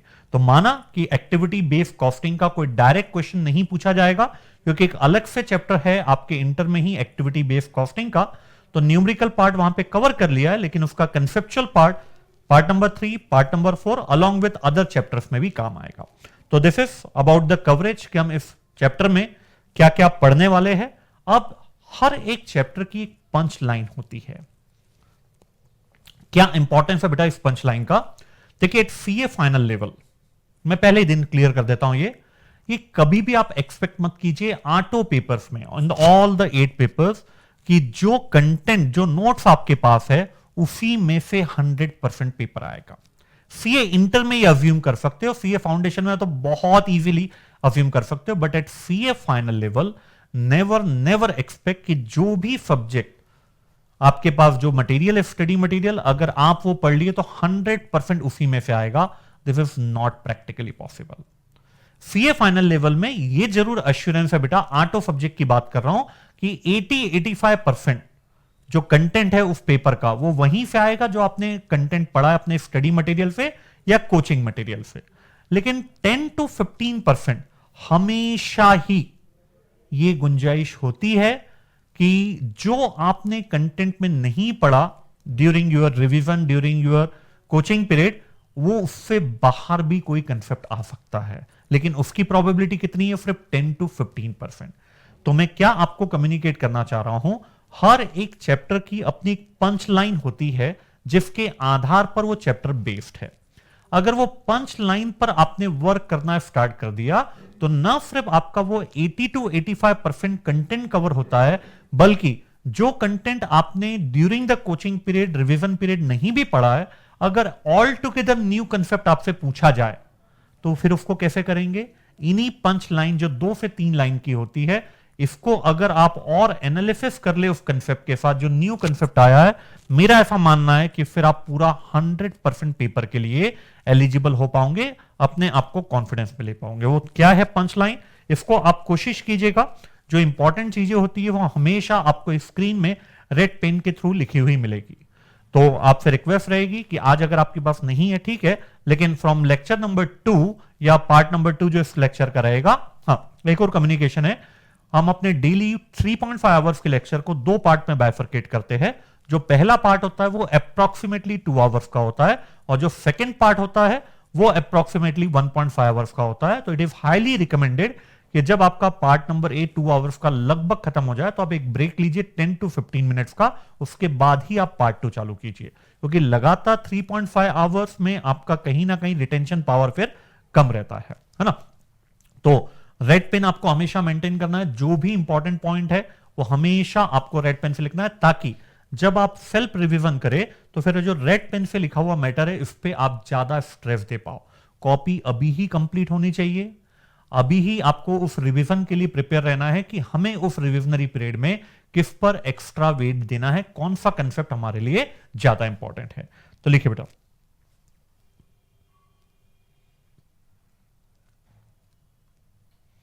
Modern approach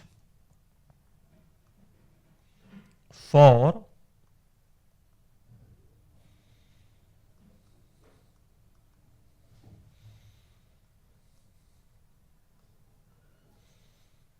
absorption of overhead. लिखने के बाद बेटा इसको बॉक्स में डाल दीजिएगा, क्योंकि बहुत ही इंपॉर्टेंट कंसेप्ट है। ना सिर्फ जो मैंने आपको बताया वो 85% के लिए भी काम आएगा, बल्कि कोई नया कंसेप्ट भी आता है जिसकी प्रोबेबिलिटी हमेशा ही रहेगी टू द ट्यून ऑफ 15%। वो नया कंसेप्ट भी अगर इस चैप्टर से रिलेटेड है तो इन लाइन से वो बहुत इजीली आप उसको मैनेज कर पाएंगे। Modern approach for absorption of overhead, और ऊपर लिख दीजिए एबीसी।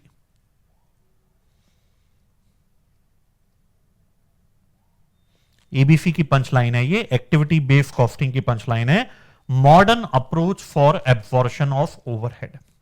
सबसे पहले वर्ड पे आता हूं मैं, मॉडर्न अप्रोच। अप्रोच नहीं बोला है यहां पे, मॉडर्न अप्रोच बोला है। अगर अप्रोच बोलता तो अपन मान सकते हैं ये अकेली अप्रोच थी, लेकिन जो वर्ड यूज किया गया है वो मॉडर्न अप्रोच वर्ड यूज किया गया है। इसका मतलब इस अप्रोच से पहले भी कोई ना कोई अप्रोच रही होगी, तभी तो ये मॉडर्न अप्रोच है ना, नहीं तो नॉर्मली अप्रोच नाम लिखते हैं अपन इसको। तो इस अप्रोच से भी पहले कोई ना कोई अप्रोच लिखी गई होगी, तो अपन उसको नॉर्मली अपने लिए बोल देते हैं ट्रेडिशनल अप्रोच। तो एक अप्रोच ऑलरेडी है मार्केट में जिसको अपन ट्रेडिशनल अप्रोच बोलेंगे। ये जो एक्टिविटी बेस्ड कॉस्टिंग है इसको अपन ने एक नई अप्रोच बोला जिसको नाम दिया अपन ने मॉडर्न अप्रोच। किस पर्पस के लिए? कॉस्ट के लिए नहीं, सिर्फ ओवरहेड के लिए। अभी अपन देखते हैं इसका बेसिक। जब आप अपनी कॉस्ट की बात करते हैं तो हम उसको दो पार्ट में डिवाइड करते हैं, डायरेक्ट और इनडायरेक्ट। हम यहां पे बात कर रहे हैं सिर्फ और सिर्फ उस कॉस्ट में ओवरहेड एलिमेंट की, मतलब जो डायरेक्ट एलिमेंट है उससे हमें कोई लेना देना नहीं इस एक्टिविटी बेस्ड कॉस्टिंग को। ये जो अप्रोच है ये कॉस्टिंग के लिए नहीं है, कॉस्ट के लिए नहीं है, ये अप्रोच है ओवरहेड कॉस्ट के लिए। ठीक है, फिर एक और टेक्निकल टर्म यहां पे आ रही है, absorption. In the due time इसको भी डिस्कस करेंगे, what do you mean by absorption. तो let it is very clear कि हमारे पास एब्सॉर्प्शन ऑफ ओवरहेड के लिए दो अप्रोच है, एक है ट्रेडिशनल अप्रोच, एक है मॉडर्न अप्रोच। हम मॉडर्न अप्रोच को बोलते हैं एक्टिविटी बेस्ड कॉस्टिंग। जैसा जो आपने पार्ट नंबर 1 लिखा है बेटा, basic of CA inter, it is nothing but traditional approach. साथ में बोलिएगा ट्रेडिशनल अप्रोच फॉर, आगे बोलिए, एब्सॉर्प्शन ऑफ ओवरहेड। तो जो बेसिक ऑफ सीए इंटर है, जो सीए इंटर में एक आपको टॉपिक था ओवरहेड अकाउंटिंग का, that is nothing but traditional तरीके से कैसे हम अपने ओवरहेड को एब्सॉर्ब कर पाएंगे। जबकि एक्टिविटी बेस्ड कॉस्टिंग भी एब्सॉर्प्शन ऑफ ओवरहेड है, लेकिन ये मॉडर्न अप्रोच है, या इसका दूसरा नाम भी है लॉजिकल अप्रोच है। तो लिखिए आप,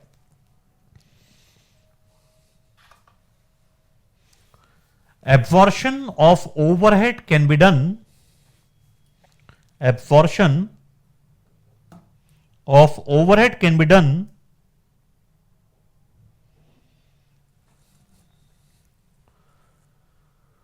through the following two approaches. Absorption of overhead can be done through the following two approaches. Next line में लिखिए बेटा, first approach, traditional approach.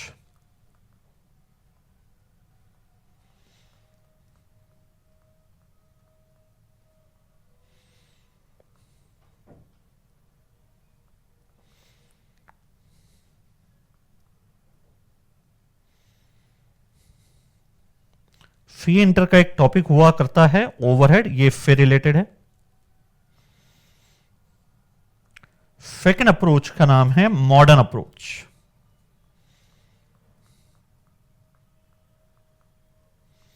जिसको हम बोलेंगे एक्टिविटी बेस्ड कॉस्टिंग।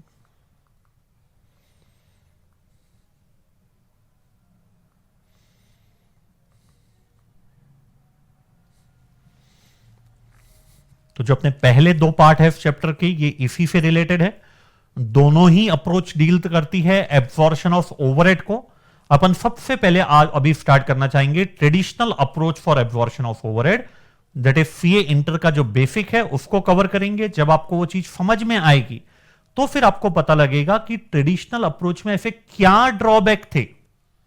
ड्रॉबैक नहीं होते तो नई मेथड भी नहीं आती। ट्रेडिशनल अप्रोच में ऐसे क्या ड्रॉबैक थे जिसके कारण एक न्यू मेथड का इवॉल्वमेंट हुआ, जिसको हमने बोला एक्टिविटी बेस्ड कॉस्टिंग। डायरेक्टली नहीं चालू कर पाएंगे कोई, जब तक आपको एग्जिस्टिंग मेथड नहीं पता हो, फिर उसके बाद उसके ड्रॉबैक नहीं पता हो, तो आप एप्रिशिएट ही नहीं कर पाओगे कि जो न्यू मेथड इवॉल्व हुई है इसमें हमें क्या बेनिफिट हो रहा है, क्या लॉजिकल ट्रीटमेंट हो रहा है ओवरहेड का। तो उसके लिए बड़ा जरूरी है पहले दो पार्ट को क्लियर करना, ट्रेडिशनल मेथड और फिर उसके ड्रॉबैक, तभी जाके फिर अपन मॉडर्न अप्रोच चालू कर पाएंगे। तो आज अभी इस लेक्चर में अपन ट्रेडिशनल अप्रोच ही चालू कर रहे हैं। कल वाले लेक्चर में अपन ड्रॉबैक भी देखेंगे कि क्या ड्रॉबैक है अपने एग्जिस्टिंग मेथड में, दैट इज ट्रेडिशनल मेथड में, जिसके कारण हमें एक नई मेथड की जरूरत पड़ी जिसका नाम है modern approach for absorption of overhead. So let's start the traditional approach for overhead. Heading दीजिए आप, ट्रेडिशनल अप्रोच फॉर ओवरहेड।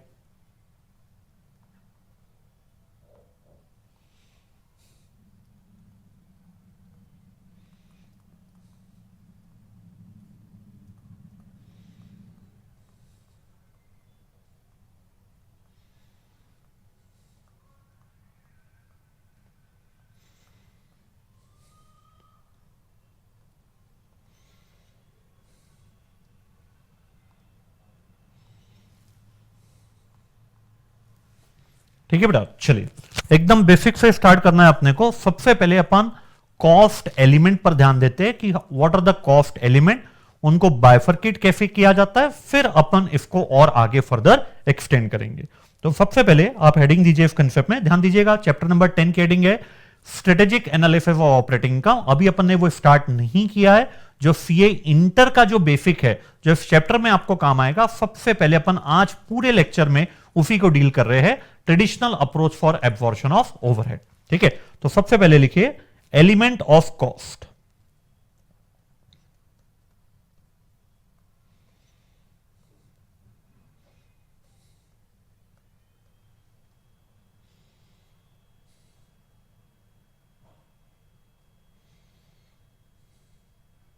चलिए बेटा, चूंकि ये सीए इंटर का है तो आपको भी पार्टिसिपेट करना है इसमें। आप मुझे बताइए रिकॉल करके, मैं आपको देना चाहूंगा 30 second to 1 minute, what are the 3 element of cost. सबसे पहला लेक्चर आप कॉस्ट अकाउंटिंग का सीए इंटर का थोड़ा रिकॉल कीजिए, मुझे पूरा कॉन्फिडेंस है कि आपको याद आ जाएगा 3 एलिमेंट क्या क्या होते थे। 30 सेकेंड टू 1 मिनट में आपको दे रहा हूं।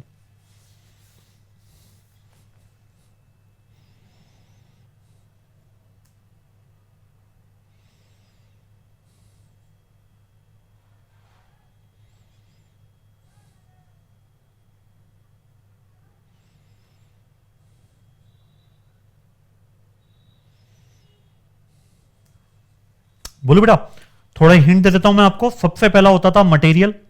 अब आपकी बारी है, कुछ याद करने की कोशिश कीजिए। सेकंड एलिमेंट क्या होता था? Cost element. Very good, second element is labour.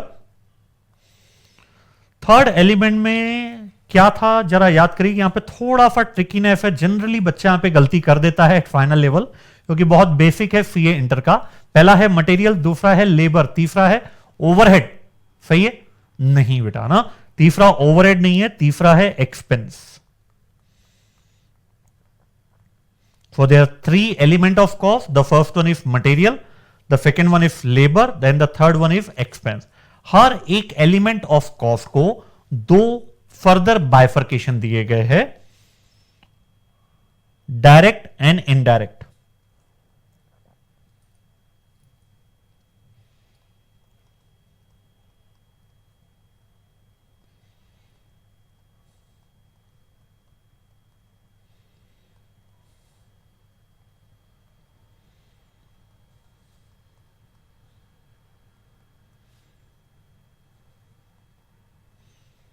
तीनों एलिमेंट ऑफ कॉस्ट को हमने फर्दर 2 पार्ट में बाइफर्केट किया, direct element and indirect element. ठीक है, अब इंपॉर्टेंट चीज यह है कैसे आप बाइफरकेट करेंगे मटेरियल डायरेक्ट है या इनडायरेक्ट है, और जो क्राइटेरिया मटेरियल के लिए यूज होगा डायरेक्ट इनडायरेक्ट के लिए, वही क्राइटेरिया आपके लेबर के लिए भी यूज होगा, वही एक्सपेंसेस के लिए भी यूज होगा।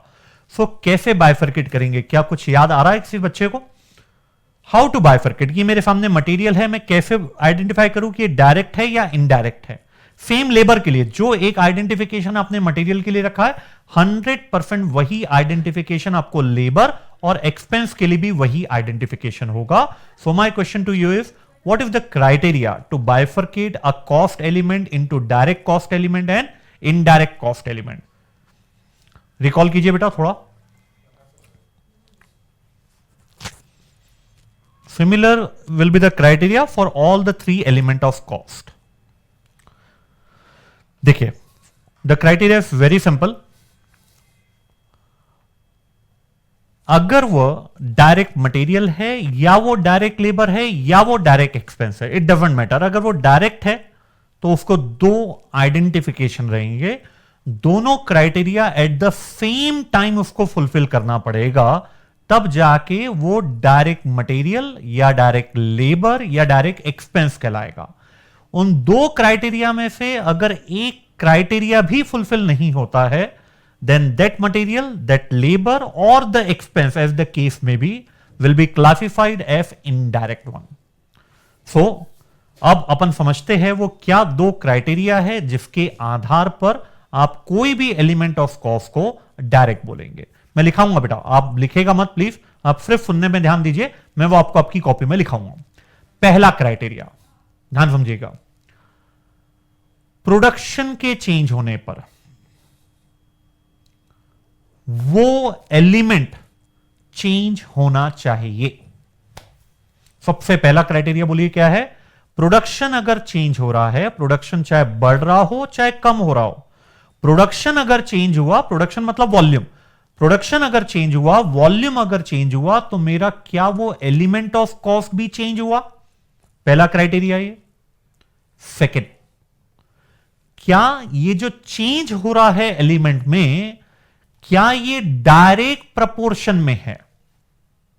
सेकेंड एलिमेंट क्या है? पहला था चेंज होना चाहिए, सेकेंड अब चेंज डायरेक्ट प्रपोर्शन में भी हो सकता है, इनडायरेक्ट प्रपोर्शन में भी हो सकता है। तो जितने परसेंट से मेरा प्रोडक्शन चेंज हुआ, उतने ही परसेंट से अगर मेरा वो एलिमेंट भी चेंज हो जाए, तो मैं उसको बोलूंगा यस, दोनों क्राइटेरिया फुलफिल हुए, तो you will be classified as direct element of cost. चलिए कम ऑन बेटा, दोनों वापस से बोलिए क्या क्या क्राइटेरिया थे, फिर मैं आपको लिखाऊं। पहला क्राइटेरिया क्या था? प्रोडक्शन के चेंज होने पर मेरा खर्चा भी चेंज होना चाहिए, मेरा कॉस्ट एलिमेंट भी चेंज होना चाहिए।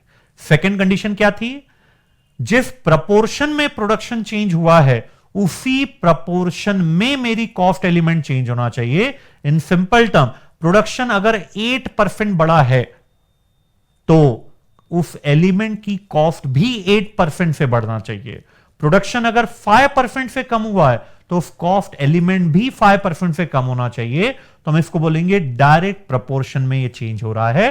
तो ऐसे दोनों क्राइटेरिया को फुलफिल करने वाली कॉस्ट हमारे लिए डायरेक्ट मटेरियल या डायरेक्ट लेबर या डायरेक्ट एक्सपेंस कहलाती है। और इन दोनों में से कोई एक कंडीशन भी अगर फुलफिल नहीं हो रही है, तो हम उसको बोलते हैं ये हमारे लिए इनडायरेक्ट मटेरियल, इनडायरेक्ट लेबर या इनडायरेक्ट एक्सपेंस है। क्लियर है बेटा? चलिए लिखिए अब इसको।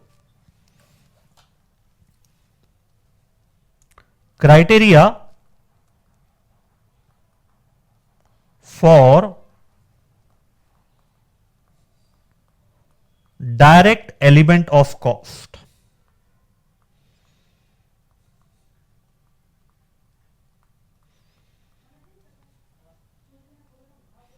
लिखिए इसमें,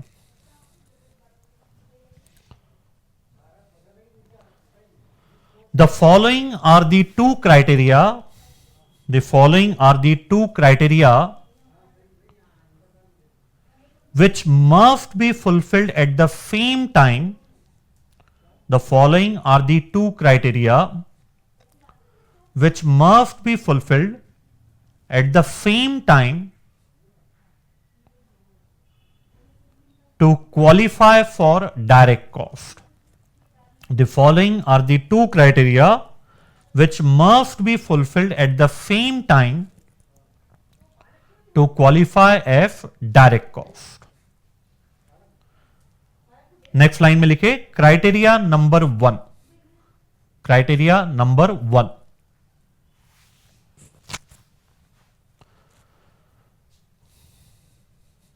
cost must change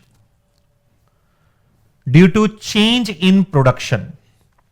Cost must change due to change in production.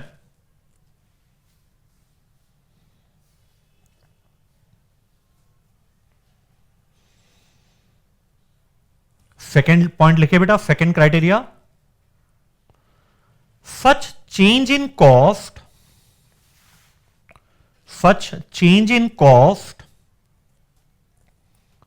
must be in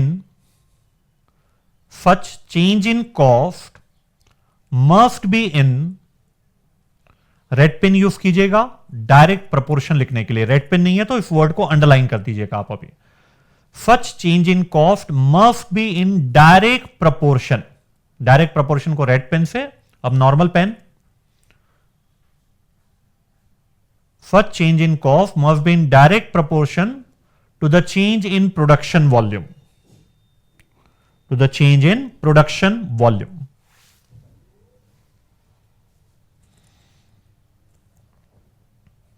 हो गया बेटा. अब आप लिखिए criteria for indirect element of cost. Criteria for indirect element of cost.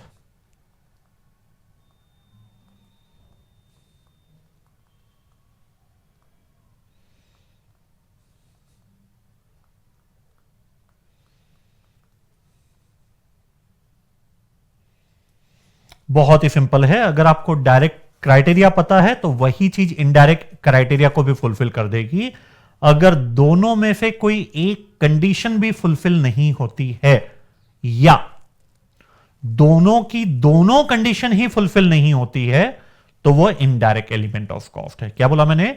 दोनों में से कोई एक कंडीशन भी फुलफिल नहीं हो रही है तो वो इनडायरेक्ट है. दोनों ही कंडीशन फुलफिल नहीं हो रही है तो भी वो इनडायरेक्ट है. लिखिए, even if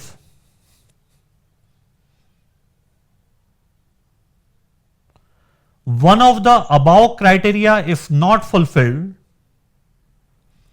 even if one of the above criteria is not fulfilled, comma, such cost will be an indirect cost. Even if one of the criteria is not fulfilled, such cost will be an indirect cost.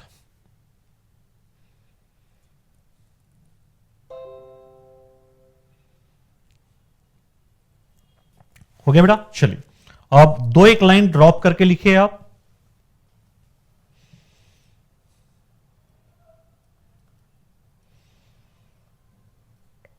Direct cost heading दीजिए आप. इसमें पहला point लिखे, it is the total of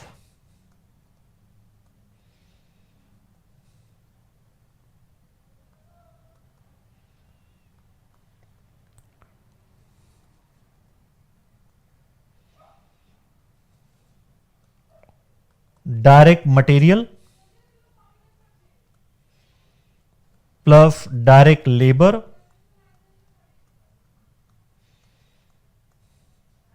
plus direct expenses.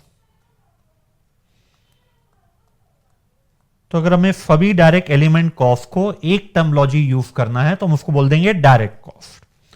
फिर cost sheet से ये word derive होता है जो इंटर लेवल पर आपको पढ़ाया गया था. डायरेक्ट कॉस्ट का एक और नाम है और जो बहुत कॉमनली यूज होता है और वो है प्राइम कॉस्ट. तो सेकेंड पॉइंट लिखिए आप इसमें, direct cost is also known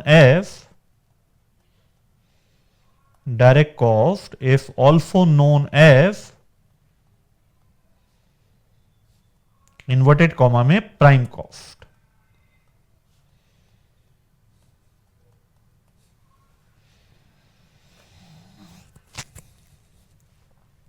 तो वापस से अपन उसी पंच लाइन पे जाते हैं। पंच लाइन क्या थी?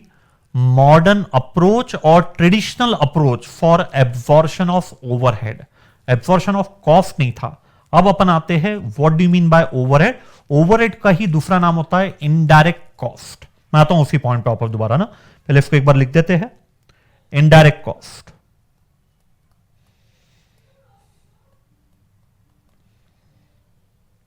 पहला पॉइंट वही लिखे, it is the total of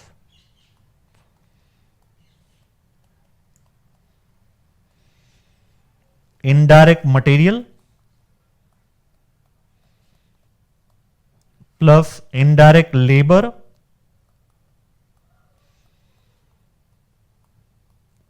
plus indirect expense।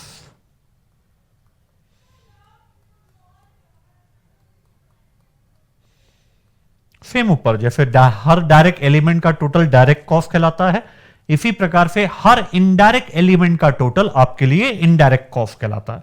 अब एक इंपॉर्टेंट वर्ड यहां पे, indirect cost is commonly known as overhead. जब पूरे कॉस्टिंग में आप देखेंगे तो बहुत रेयरली ये वर्ड यूज होता है indirect cost. Generally indirect cost को हम कॉमनली जो वर्ड यूज करते हैं that the word is overhead.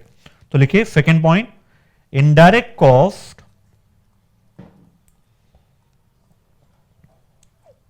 is also known as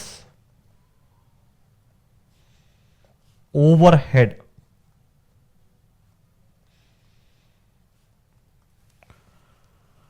last 15 minutes में जो अपन ने डिस्कशन किया है इसका क्या इंपॉर्टेंस है, अब मैं आपको एक्सप्लेन करता हूं क्यों अपन ने ये एलिमेंट ऑफ कॉस्ट समझा, क्यों डायरेक्ट और इनडायरेक्ट में बाइफरकेट करना सीखा उसका क्राइटेरिया, फिर डायरेक्ट को अदर नेम क्या है, इनडायरेक्ट का अदर नेम क्या है। ये हम इसलिए बोल रहे हैं बेटा क्योंकि जो आपके चैप्टर की हेडिंग है modern approach for absorption of overhead या traditional approach for absorption of overhead, ये सबसे इंपॉर्टेंट वर्ड है। हम इस चैप्टर में डायरेक्ट एलिमेंट का ट्रीटमेंट नहीं पढ़ रहे हैं। वापस रिपीट करना पड़ेगा, इंपॉर्टेंट पॉइंट है। हम जब ट्रेडिशनल अप्रोच की बात करते हैं या जब modern approach that is activity based costing की बात करते हैं तो हम यहां पर डायरेक्ट कॉस्ट के ट्रीटमेंट की बात नहीं कर रहे हैं। इन दोनों अप्रोच में जो डिफरेंस है that difference is exclusively related with the treatment of overhead that is the indirect portion of cost. चाहे हम ट्रेडिशनल मेथड के द्वारा कॉस्ट निकाले चाहे हम मॉडर्न अप्रोच के द्वारा कॉस्ट निकाले, direct cost will remain same. बहुत इंपॉर्टेंट, रिपीट कर रहा हूं एक और बार में, whether we are calculating the cost, the total cost through traditional method और modern method that is ABC, direct cost will remain same. अब क्वेश्चन उठता है सर ऐसा क्यों? आपके स्क्रीन में ही इसका आंसर है। ये दोनों ही मेथड किस पर फोकस करती है?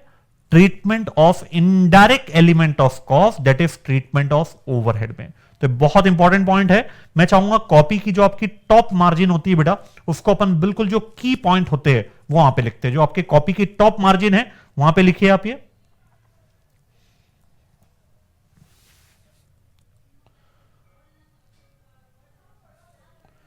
डायरेक्ट कॉस्ट इन्वर्टेड कॉमा में लिखेगा, डायरेक्ट कॉस्ट को कॉपी के टॉप मार्जिन में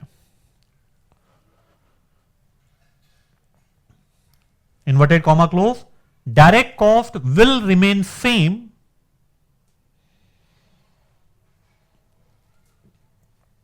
under both the method। direct cost will remain same under both the methods। Bracket में लिखिए traditional and modern approach, traditional and modern approach, bracket close,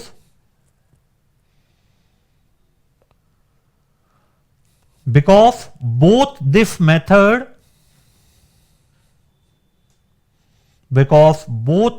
methods differ in treatment of overhead, treatment of indirect cost लिख दीजिए ज्यादा easy जाएगा। Because both these methods differ in treatment of indirect cost that is overhead. ठीक है, चलिए बढ़ते हैं आगे। क्लियर हुआ बेटा ये? तो जब भी हम इस दोनों कंसेप्ट की बात करेंगे, चाहे ट्रेडिशनल की बात कर रहे हो चाहे मॉडर्न की बात कर रहे हो, we have nothing to do with the direct element of cost, it will remain same. जो डिफर करेगा, जो लॉजिकल और इलॉजिकल ट्रीटमेंट जाता है, वो जाता है सिर्फ और सिर्फ इनडायरेक्ट कॉस्ट का, दैट इज ओवरहेड का। Now the third point is the term indirect cost, that is overhead, will be classified into two parts. The very first part is variable overhead, नाम तो सुना ही होगा आपने इसका, variable overhead, and the second part is fixed overhead. ये बहुत commonly bifurcation हम use करते हैं। ओवरहेड के लिए वेरिएबल ओवरहेड है, ये फिक्स्ड ओवरहेड है। तो थर्ड पॉइंट लिखे इसमें आप, ओवरहेड विल बी क्लासिफाइड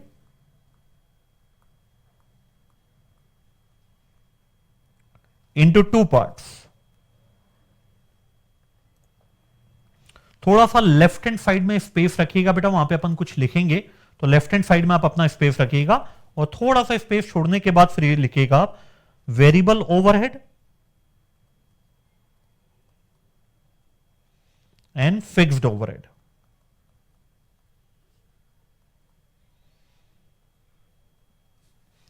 अब सबसे पहले मैं क्लियर कर दूं आपको ये चीज, फिर से वही पंच लाइन काम आएगी।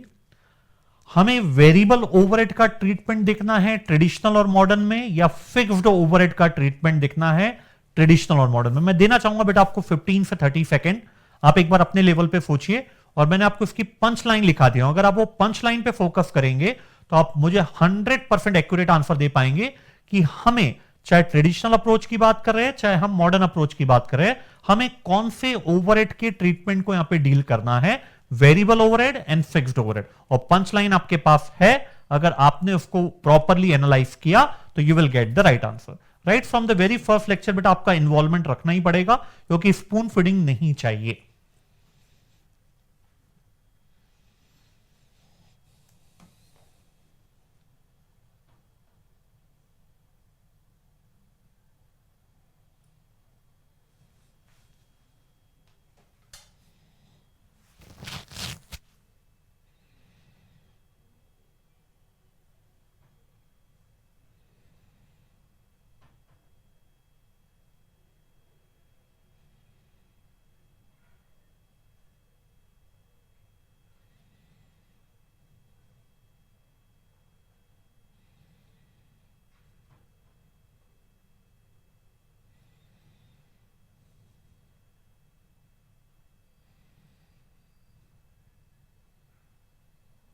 चलिए बोलो बेटा, तो ध्यान दीजिएगा, हमें फिर वो पंच लाइन काम आएगी।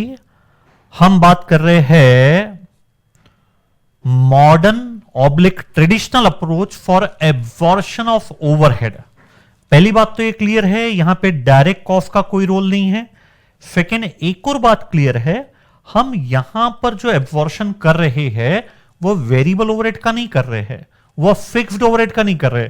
हम जो एब्जॉर्प्शन कर रहे हैं ओवरहेड का कर रहे हैं, and overhead includes both variable overhead as well as fixed overhead. Communication ये है कि जब भी आप इस चैप्टर को डील करेंगे, चाहे ट्रेडिशनल अप्रोच को आप डील कर रहे हो, चाहे आप ABC approach that is modern approach को डील कर रहे हो, हमें इससे कोई मतलब नहीं है कि हमारा ओवरहेड वेरिएबल कितना है, हमारा ओवरहेड फिक्स कितना है। हमें इससे मतलब है क्या तुम इनडायरेक्ट कॉस्ट हो, अगर हो तो हम तुम्हारा ट्रीटमेंट अलग करेंगे ट्रेडिशनल में और एबीसी में। कितना वेरिएबल है कितना फिक्स्ड है इससे हमें कोई लेना देना नहीं। तो दो चीजें बहुत क्लैरिटी रखिएगा बेटा, इन्हीं में कहीं ना कहीं फिर एग्जामिनर आपको कंफ्यूज करता है। पहली चीज जो वापस से रिपीट हो रही है, पहली चीज, हमें डायरेक्ट कॉस्ट के ट्रीटमेंट में कोई डिफरेंस नहीं आता है जब हम ट्रेडिशनल या एबीसी की बात करते हैं। समझ गए? लॉजिक क्लियर है? क्यों? क्योंकि हम यहां पे ट्रीटमेंट ऑफ इनडायरेक्ट कॉस्ट की बात कर रहे हैं, कहीं भी हम ट्रीटमेंट ऑफ कॉस्ट की बात नहीं कर रहे हैं। सेकेंड पॉइंट जो जस्ट अभी अभी अपन ने डिस्कस किया, जब भी हम indirect cost that is overhead की बात करते हैं तो उसमें हमें कोई मतलब नहीं है कि उसमें कितना वेरिएबल ओवरहेड है कितना फिक्स्ड ओवरहेड है, हमें ओवरहेड से मतलब है, उसके पोर्शन से कोई मतलब नहीं है। तो बाइफरकेट जरूर अपन कर रहे हैं यहां पे, ताकि आपको क्लैरिटी मिले कि ओवरहेड भी दो प्रकार के होते हैं, लेकिन एग्जामिनेशन में हमारा ट्रीटमेंट कभी अलग अलग नहीं होगा वेरिएबल ओवरहेड के लिए और फिक्स्ड ओवरहेड के लिए। हमें ओवरहेड चाहिए, हमें वेरिएबल और फिक्स्ड ओवरहेड से कोई मतलब नहीं है। क्लियर है बेटा? चलिए मैं इसको लिखाऊंगा। अभी पहले अपन ये समझ लेते हैं कि ओवरहेड को बाइफरकेट कैसे करते हैं इनटू वेरिएबल एंड फिक्स्ड। देखिए, डायरेक्ट कॉस्ट का पहला क्राइटेरिया क्या है, जरा याद कीजिए बेटा। क्राइटेरिया नंबर 1, डायरेक्ट कॉस्ट का पहला क्राइटेरिया जरा याद कीजिए, क्या है पहला क्राइटेरिया? पहला क्राइटेरिया था कि प्रोडक्शन वॉल्यूम के चेंज होने पर मेरी कॉस्ट चेंज हो रही है क्या। ठीक है, तो अगर मैं बात करूं कैसे हम एक इनडायरेक्ट कॉस्ट को वेरिएबल ओवरहेड और फिक्स्ड ओवरहेड में बाइफरकेट करते हैं, तो पहला क्राइटेरिया तो वेरिएबल ओवरहेड फुलफिल करता है। मतलब वेरिएबल ओवरहेड में प्रोडक्शन वॉल्यूम के चेंज होने पर चेंज आता है। वापस रिपीट करेंगे इसको, वेरिएबल ओवरहेड में प्रोडक्शन वॉल्यूम के चेंज आने पर चेंज आता है। मतलब ये पहली कंडीशन तो फुलफिल कर रहा है। लेकिन हमने क्या बोला था? डायरेक्ट कॉस्ट की दोनों कंडीशन फुलफिल होनी चाहिए, तब जाके हम उसको डायरेक्ट कॉस्ट बोलते हैं। उनमें से अगर एक कंडीशन भी फुलफिल नहीं होगी तो हम उसको डायरेक्ट कॉस्ट नहीं बोल पाएंगे। तो यहां पे पहली कंडीशन तो फुलफिल कर रहा है कि वॉल्यूम के चेंज होने पर मेरा वेरिएबल ओवरहेड भी चेंज हो रहा है, लेकिन सेकेंड कंडीशन थी कि वो डायरेक्ट प्रपोर्शन में चेंज होना चाहिए। मतलब जितने परसेंट से वॉल्यूम में चेंज आ रहा है उतने ही परसेंट से कॉस्ट में भी चेंज आना चाहिए, जबकि वेरिएबल ओवरहेड में ऐसा नहीं होता है। अगर वॉल्यूम 10% से बढ़ा तो वेरिएबल ओवरहेड से 3% से बढ़ा, तो प्रोडक्शन बढ़ रहा है 10% से, लेकिन कॉस्ट उसी प्रपोर्शन में नहीं बढ़ रही है but not in direct proportion. मतलब सेकेंड कंडीशन फुलफिल नहीं किया, तो यह हमारे लिए कहलाएगा ओवरहेड में वेरिएबल ओवरहेड। जो वॉल्यूम के कारण ऐसा ओवरहेड जो वॉल्यूम के कारण चेंज होगा but not in direct proportion. ठीक है बेटा? और जब अपन फिक्स्ड ओवरहेड की बात करते हैं, फिक्स कॉस्ट आपको पता है वॉल्यूम कम ज्यादा होने के कारण चेंज होती ही नहीं, तो क्राइटेरिया 1 यहां पे फुलफिल होता ही नहीं है। चाहे वॉल्यूम आपका कम हो चाहे वॉल्यूम आपका ज्यादा हो, fix cost will remain same. यही पढ़ा है आपने इंटर में। और जब पहली कंडीशन फुलफिल नहीं हो रही तो सेकंड वाला तो कोई मतलब ही नहीं है, डायरेक्ट प्रपोर्शन या इनडायरेक्ट प्रपोर्शन। प्रपोर्शन तब आता है जब वो चेंज हो रहा हो, तो ये फिक्स्ड ओवरहेड हो जाएगा। समझने के लिए पर्पस था बेटा, एग्जामिनेशन में काम नहीं आएगा, लेकिन कंसेप्ट क्लैरिटी बहुत जरूरी है, क्योंकि इस पे क्लैरिटी नहीं होगी तो कहीं ना कहीं फिर जब लेवल वाले क्वेश्चन आते हैं तो फिर बच्चे को दिक्कत आती है।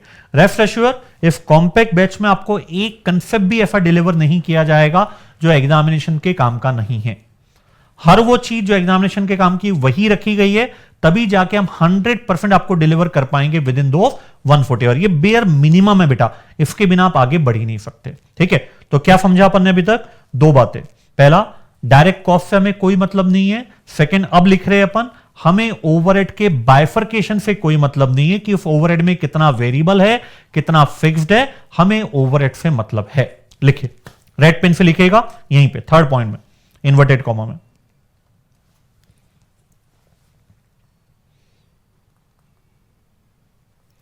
Bifurcation of overhead.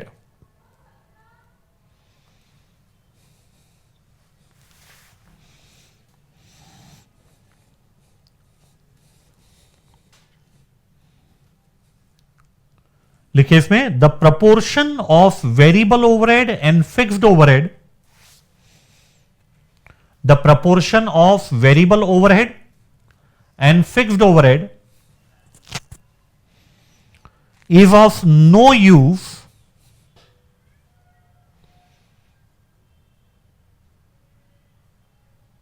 in both the methods, is of no use in both the methods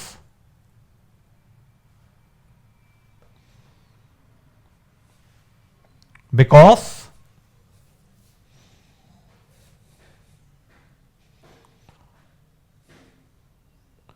both the method deals with total overhead, because both the method deals with treatment of total overhead.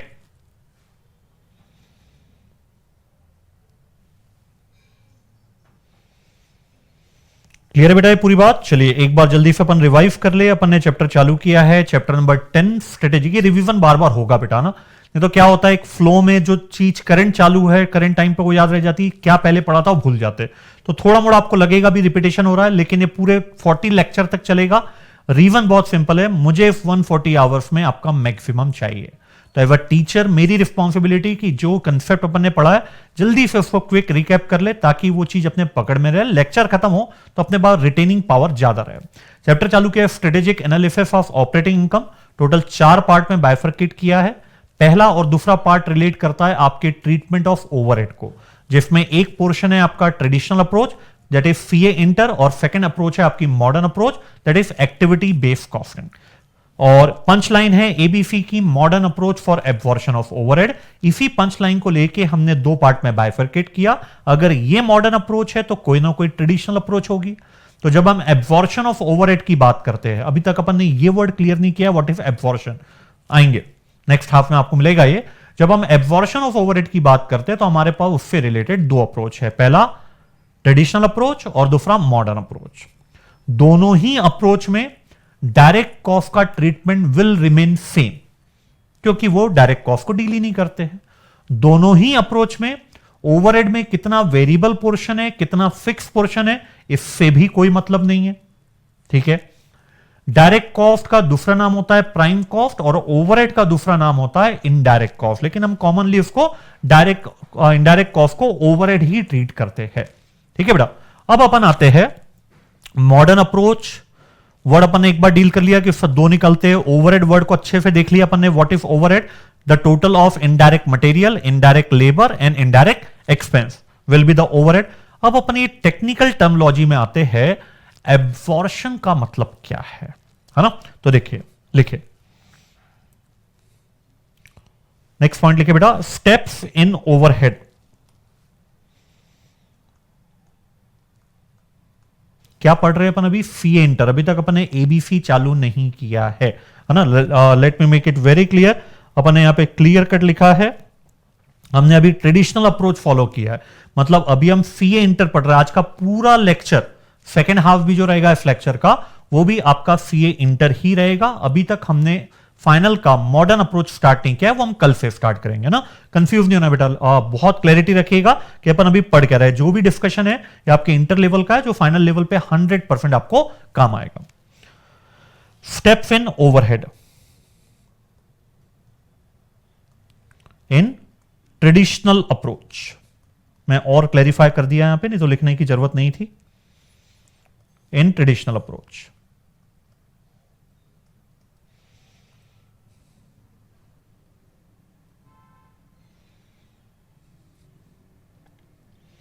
सिर्फ वही step लिखेंगे बेटा यहां पे जो अपने final level में काम की है, नहीं तो ये टोटल 5 स्टेप में होता है, लेकिन अननेसेसरी आपका लोड बढ़ा के एग्जामिनेशन के लिए कोई मतलब नहीं है। 5 में से हम 2 स्टेप बिल्कुल भी डिस्कस नहीं कर रहे हैं, क्योंकि फाइनल लेवल में कोई काम की नहीं, सीधा टू द पॉइंट आएंगे जो एग्जामिनेशन के काम की है। Steps in overhead in traditional approach. सबसे पहली स्टेप होती है primary distribution of overhead. Primary distribution of overhead.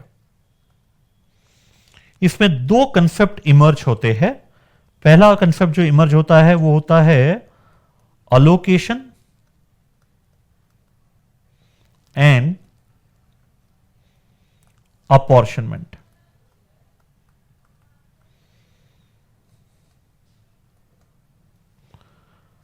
फिर सेकेंड स्टेप जो होती है, इसमें होती है secondary distribution of overhead.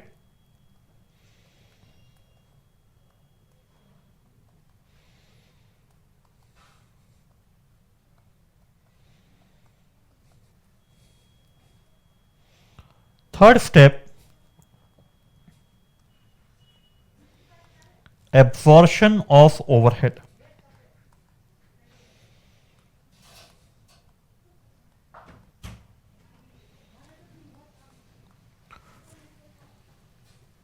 primary distribution of overhead, secondary distribution of overhead, and the third step is absorption of overhead, जिसमें मेनली अपने लिए स्टेप नंबर 1 और स्टेप नंबर 3 काम की है।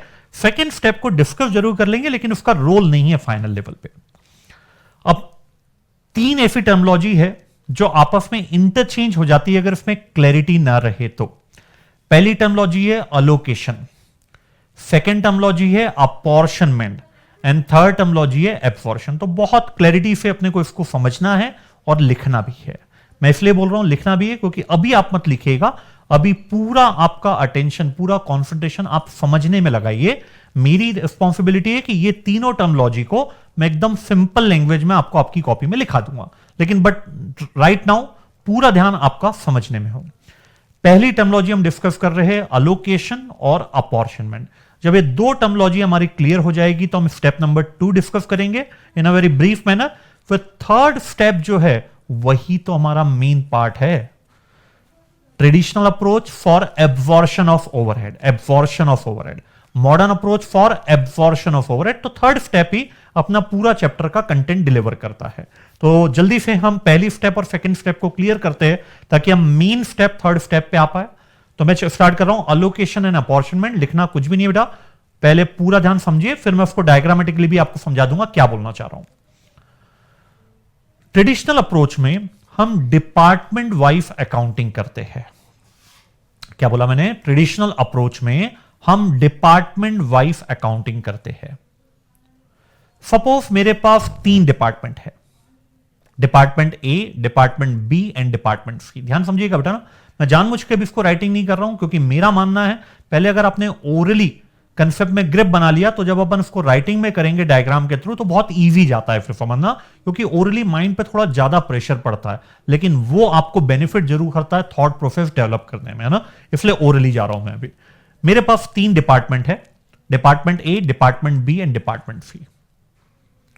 ओवरहेड के खर्चे भी अलग अलग होते होंगे बेटा। कभी भी आप अगर अपना बैंक अकाउंट देखोगे कॉर्पोरेट का या इंडिविजुअल फर्म का, तो कभी भी आपको ओवरहेड नाम से ना कोई डेबिट मिलेगा और क्रेडिट तो मिलने का सवाल ही नहीं उठता बैंक अकाउंट में। डेबिट कभी भी आपको ओवरहेड के नाम से नहीं मिलेगा। Overhead bunch of indirect cost का टर्मोलॉजी है। ओवरहेड ऐसी कोई टर्मोलॉजी नहीं है जो आप डेबिट या क्रेडिट करोगे अपने बैंक अकाउंट में। डेबिट क्या क्या होता है ओवरहेड के नाम से? रेंट आपका डेबिट होता है, सैलरी डेबिट होती है, इंश्योरेंस डेबिट होता है, इलेक्ट्रिसिटी डेबिट होता है। तो ये टर्मोलॉजी डेबिट होती है और इन सभी टर्मोलॉजी को, इनडायरेक्ट टर्मोलॉजी को जब अपन एक टर्मोलॉजी बोलते हैं तो हम उसको ओवरहेड बोलते हैं। तो मैंने बोला मेरे पास 3 डिपार्टमेंट है, department A, department B, department सी। अब जितने भी मेरे कंपोनेंट है ओवरहेड के, वर्ड मैंने बोला कंपोनेंट है ओवरहेड के, अलग अलग न्यूमरस कंपोनेंट मिलकर मेरा ओवरहेड बनता है। पहला कंपोनेंट ले लेते हैं रेंट। आपको क्वेश्चन करना पड़ेगा क्या ये रेंट किसी एक पर्टिकुलर डिपार्टमेंट को रिलेट करता है? 2 जवाब मिल सकते हैं। यस, ये रेंट सिर्फ और सिर्फ एक डिपार्टमेंट को बेनिफिट करता है। दूसरा जवाब मिल सकता है नहीं, ये रेंट 2 या 2 से ज्यादा डिपार्टमेंट को बेनिफिट करता है। तो इन्हीं से टर्मोलॉजी इवॉल्व होती है अलोकेशन एंड अपॉर्शनमेंट। अगर वो रेंट सिर्फ एक ही डिपार्टमेंट को बेनिफिट करता है, मतलब वो प्रीमाइसेस सिर्फ एक ही डिपार्टमेंट को बेनिफिट कर रहा है, तो जब हम उस रेंट को उस डिपार्टमेंट के खर्चों में जोड़ देते हैं तो हम उसको अलोकेशन बोलते हैं। और जब वही रेंट 2 या 2 से ज्यादा डिपार्टमेंट को बेनिफिट करता है तो एक लॉजिकल बेस लेकर जब हम उन 2 या 2 से ज्यादा डिपार्टमेंट में उसको डिस्ट्रीब्यूट कर देते हैं तो हम उसी टर्मोलॉजी को बोलते हैं we have done the apportionment of overhead. Let's come on one time more. Allocation का मतलब जब कोई कंपोनेंट ऑफ ओवरहेड सिर्फ और सिर्फ एक डिपार्टमेंट को ही बेनिफिट करे तो हम उसको बोलते हैं we have done the allocation of overhead.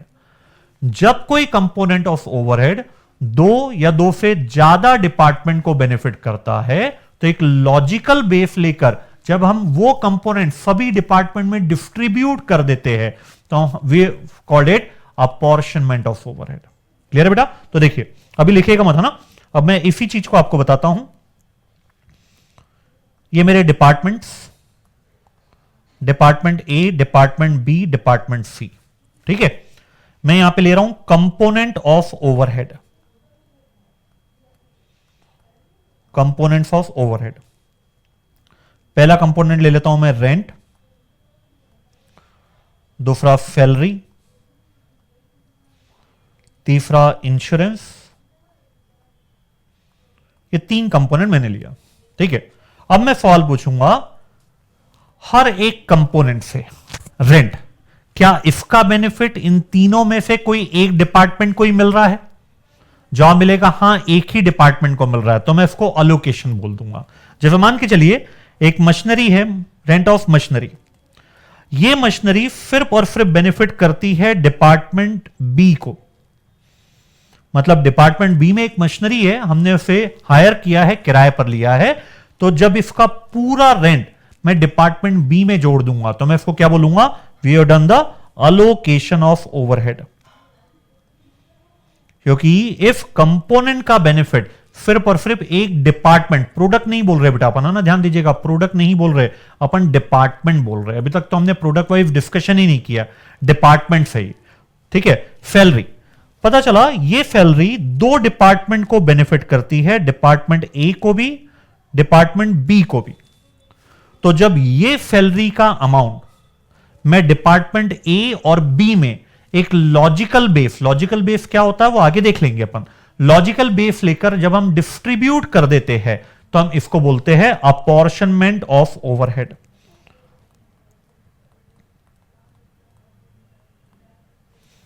ठीक है। और तीसरा खर्चा, जब ऐसा कंपोनेंट ऑफ ओवरहेड जिसका बेनिफिट सभी डिपार्टमेंट को मिलता है, ना कोई एक डिपार्टमेंट को, ना कुछ सिलेक्टेड डिपार्टमेंट को, सभी डिपार्टमेंट को मिलता है, तो भी हम इस प्रोसेस को अपॉर्शनमेंट ऑफ ओवरहेड कहते हैं। This is apportionment of overhead. तो लैंग्वेज क्लियर है बेटा? उस कंपोनेंट का benefit, and what are the component of overhead? जो rent, insurance, salary, depreciation, electricity, municipal taxes, इन सबको मिला दे तो अपन एक टर्मिनोलॉजी बोलते हैं उसको ओवरहेड, जिसमें कुछ वेरिएबल ओवरहेड भी होगा, जिसमें कुछ फिक्स्ड ओवरहेड भी होगा। इट डजंट मैटर कि वो वेरिएबल है या वो फिक्स्ड है, बस वो ओवरहेड है ना, दैट्स ऑल। तो हम हर एक कंपोनेंट से पूछेंगे क्या तुम्हारा बेनिफिट सिर्फ एक डिपार्टमेंट को मिल रहा है? अगर एक ही डिपार्टमेंट को मिल रहा है तो उसका पूरा खर्चा उसी डिपार्टमेंट को बियर करना पड़ेगा। This process is known as, बोलिए आगे, allocation of overhead. Very good. And जब उसी कंपोनेंट का खर्चा का बेनिफिट दो या दो से ज्यादा, वो ज्यादा कितने, वो कुछ भी चलेगा, दो या दो से ज्यादा डिपार्टमेंट को मिलता है, तो एक लॉजिकल बेस लेकर जब हम उस खर्चों को, उस कंपोनेंट ऑफ ओवरहेड को उन डिपार्टमेंट में डिस्ट्रीब्यूट कर देते हैं, देन दैट इज कॉल्ड, बोलिए, apportionment of overhead. Very good, clear है बेटा? तो मैं चाहूंगा ये डायग्राम आप बना लीजिए, फिर अपन इसमें आगे बढ़ेंगे। ये डायग्राम आप बनाइए अपनी कॉपी में, बाद में आपको इससे बहुत क्लैरिटी मिलेगी जो अभी अपन टेक्निकल इसकी डेफिनेशन लिख रहे हैं।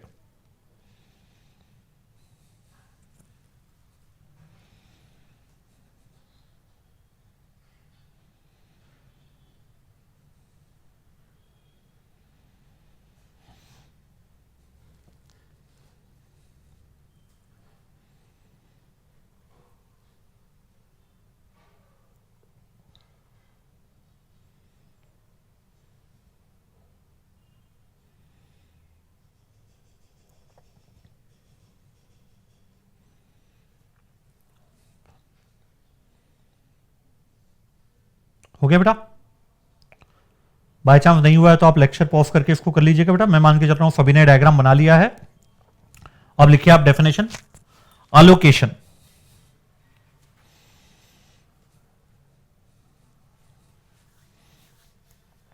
अलोकेशन इसमें लिखिए बेटा, when a component of overhead,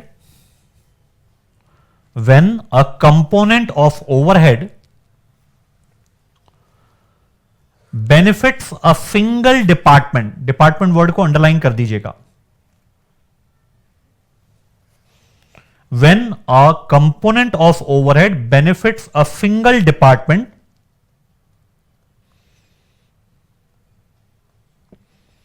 department word को अंडरलाइन कर दिया और उसके बाद लिखिए आप प्रोडक्ट, और इंटेंशनली आप इसको फिर ऐसे क्रॉस कीजिए, रीजन बहुत सिंपल है बेटा, जब आप रिवाइव करते हो ना तो डिपार्टमेंट वर्ड अंडरलाइन होने के बाद भी कभी उतना आपको इंपॉर्टेंस नजर नहीं आता है। हो सकता है एग्जामिनेशन में यहां पे आप प्रोडक्ट लिख दो, लेकिन डिपार्टमेंट वर्ड लिखा उसके बाद आपने प्रोडक्ट लिखा और प्रोडक्ट को फिर क्रॉस कर दिया, तो रिवीजन में ये वापस ये वर्ड आपके रिवाइव होगा कि नहीं यार यहां पे जो वर्ड है वो डिपार्टमेंट है, वो प्रोडक्ट नहीं है। तो एक बार और क्लैरिटी मिलती है आपको रिवीजन के टाइम पे भी। तो डिपार्टमेंट लिखिएगा, आगे प्रोडक्ट लिखना और प्रोडक्ट को ऐसे क्रॉस कर देना कि प्रोडक्ट वर्ड नहीं है यहां पे। क्या बोला मैंने? When a component of overhead benefits a single department, comma the process of adding such overhead, the process of adding such overhead to that particular department, the process of adding such overhead to that particular department is known as allocation of overhead. The process of adding such component of overhead to that particular department is known as allocation of overhead.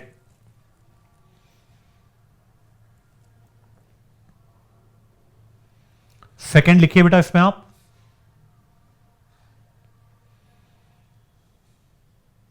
Next line एक line drop करके, apportionment of overhead, apportionment of overhead.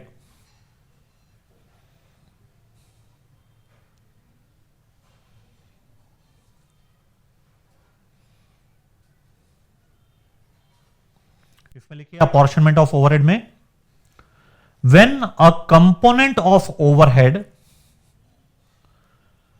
When a component of overhead benefits two or more department, when a component of overhead benefits two or more department, comma then the process of distributing, then the process of distributing such overhead, then the process of distributing such overhead among the department, then the process of distributing such overhead among the department on a logical basis, logical basis को inverted comma में, then the process of distributing such component among the department on a logical basis, logical basis को inverted comma में, is known as apportionment of overhead. मैं आपको एक example देता हूं बेटा, इससे आपको बहुत क्लैरिटी से रिकॉल हो जाएगा व्हाट इज अपॉर्शनमेंट।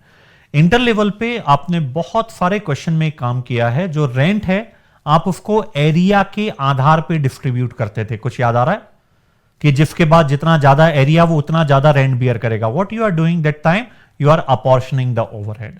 फिर जो लाइटिंग का खर्चा होता था इलेक्ट्रिसिटी में, वो आप लाइट पॉइंट्स के आधार पे, नंबर ऑफ लाइट पॉइंट्स के आधार पे डिस्ट्रीब्यूट करते थे। What is that, do you are apportioning the overhead. फिर इंश्योरेंस होता था बिल्डिंग का, तो आप उसको अगेन एरिया के आधार पे डिस्ट्रीब्यूट करते थे। यही इंश्योरेंस ऑफ मशीनरी होता था, तो वैल्यू ऑफ मशीनरी के आधार पे। और what is value of machinery, what is area, this is nothing but the logical basis for apportioning that overhead. Clear है? चलिए, तो ये पहली स्टेप आपकी होती है प्राइमरी डिस्ट्रीब्यूशन ऑफ ओवरहेड।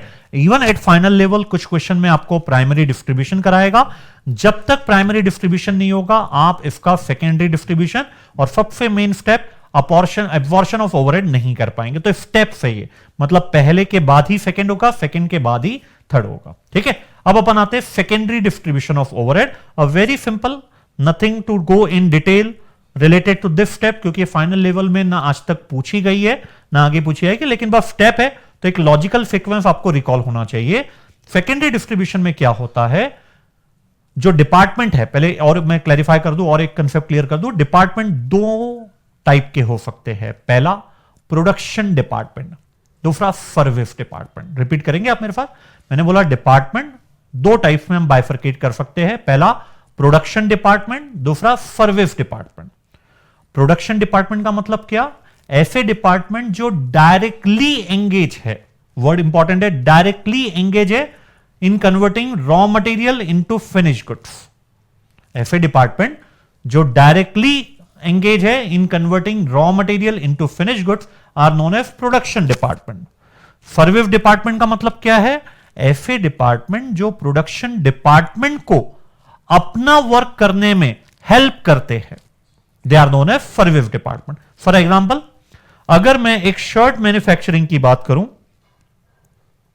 तो cutting department, stitching department and finishing department, जो बटन्स वगैरह लगाएगा उस शर्ट्स में, तो cutting, stitching and finishing they are directly involve in converting the fabric into the shirt. So all this three department are known as production department. तो फिर service department क्या होंगे? Store department. स्टोर डिपार्टमेंट कहीं भी fabric को shirt में convert नहीं करता है, वो मदद करता है कटिंग डिपार्टमेंट को, स्टिचिंग को और फिनिशिंग को, कि जब भी उन्हें रॉ मटेरियल की जरूरत हो वो रॉ मटेरियल सप्लाई कर देता है। तो store department is service department. Maintenance department, जब भी इनके पास जो भी मशीनरी है कटिंग, स्टिचिंग और फिनिशिंग के बाद, जब भी इस मशीनरी में सर्विसिंग करना होता है या बंद हो जाती है, तो उस मशीन को वापस वर्किंग कंडीशन में लाने का काम मेंटेनेंस डिपार्टमेंट करता है। So here maintenance department is service department. Clear है आपको? तो डिपार्टमेंट को हम दो पार्ट में बाइफरकेट कर सकते हैं, production department and service department. अब मैं आता हूं स्टेप नंबर 2 में। अब आप समझ पाएंगे what is secondary distribution of overhead. Secondary distribution का मतलब होता है जब सर्विस डिपार्टमेंट के खर्चों को, कौन से खर्चों को? सर्विस डिपार्टमेंट के खर्चों को जब हम प्रोडक्शन डिपार्टमेंट में डिस्ट्रीब्यूट कर देते हैं। When the overhead of service department are distributed among the production department, then this process is known as secondary distribution of overhead. इससे ज्यादा फाइनल लेवल में सेकेंड स्टेप के नॉलेज की कोई जरूरत नहीं है। फिर भी आपके रिकॉल के पर्पस के लिए मैं आपको याद दिला दूं, यहां पे 3 मेथड होती थी जो बहुत इजीली आपको याद आएगी। एक होती थी रिपीटेड डिस्ट्रीब्यूशन मेथड, बांटते चलते थे जब तक 1 या 2 रुपए ना बच जाए। सेकेंड होती थी आपका ट्रायल एंड एरर मेथड, और एक तो सभी बच्चों को याद होगी साइमल्टेनियस इक्वेशन मेथड। थोड़ा थोड़ा कुछ कुछ याद आ रहा है, बस वही होता था बेटा सेकेंडरी डिस्ट्रीब्यूशन। फाइनल लेवल पे अगर 1% भी इसका रोल होता, मैं इस पे हाफ एन आवर का आपको लेक्चर देता, लेकिन मतलब नहीं है। कॉम्पैक्ट बैच है, टू द एग्जामिनेशन ही चलेंगे। क्लियर है? प्राइमरी डिस्ट्रीब्यूशन हो गया, सेकेंडरी डिस्ट्रीब्यूशन हो गया। अब अपन सबसे मेन स्टेप और जो लास्ट स्टेप है स्टेप्स इन ओवरहेड की, that is absorption of overhead. और यही अपने टॉपिक का मेन पंच लाइन है, modern approach for absorption of overhead. Allocation नहीं है, अपॉर्शनमेंट नहीं है, एब्जॉर्प्शन ऑफ ओवरहेड है। तो थर्ड स्टेप से अपन स्टार्ट करेंगे इस चैप्टर को, that is traditional approach for, बोलिए साथ में, एब्जॉर्प्शन ऑफ ओवरहेड। तो पहले समझना पड़ेगा what do you mean bye absorption, उसका मीनिंग क्या होता है। फिर बहुत डिटेल में आपको पढ़ना है, इसकी अलग अलग मेथड होती है, लॉजिकल बेस होते हैं। तो ये सीए इंटर का ही टॉपिक, अभी अपन ब्रेक ले रहे हैं, ब्रेक के बाद भी यही चलेगा बेटा सीए इंटर का। अब अपन आएंगे ट्रेडिशनल अप्रोच के द्वारा हम कैसे ओवरहेड को एब्जॉर्ब करते हैं। ठीक है? तो फर्स्ट हाफ का भी अपन ब्रेक लेते हैं, फिर जो भी रिमेनिंग टाइम बचेगा आउट ऑफ 3.5 आवर वो अपन सेकेंड हाफ में कंप्लीट करेंगे। ब्रेक लीजिए आप 10 to 15 मिनट्स का, फिर अपन मिलते हैं बेटा। ठीक है?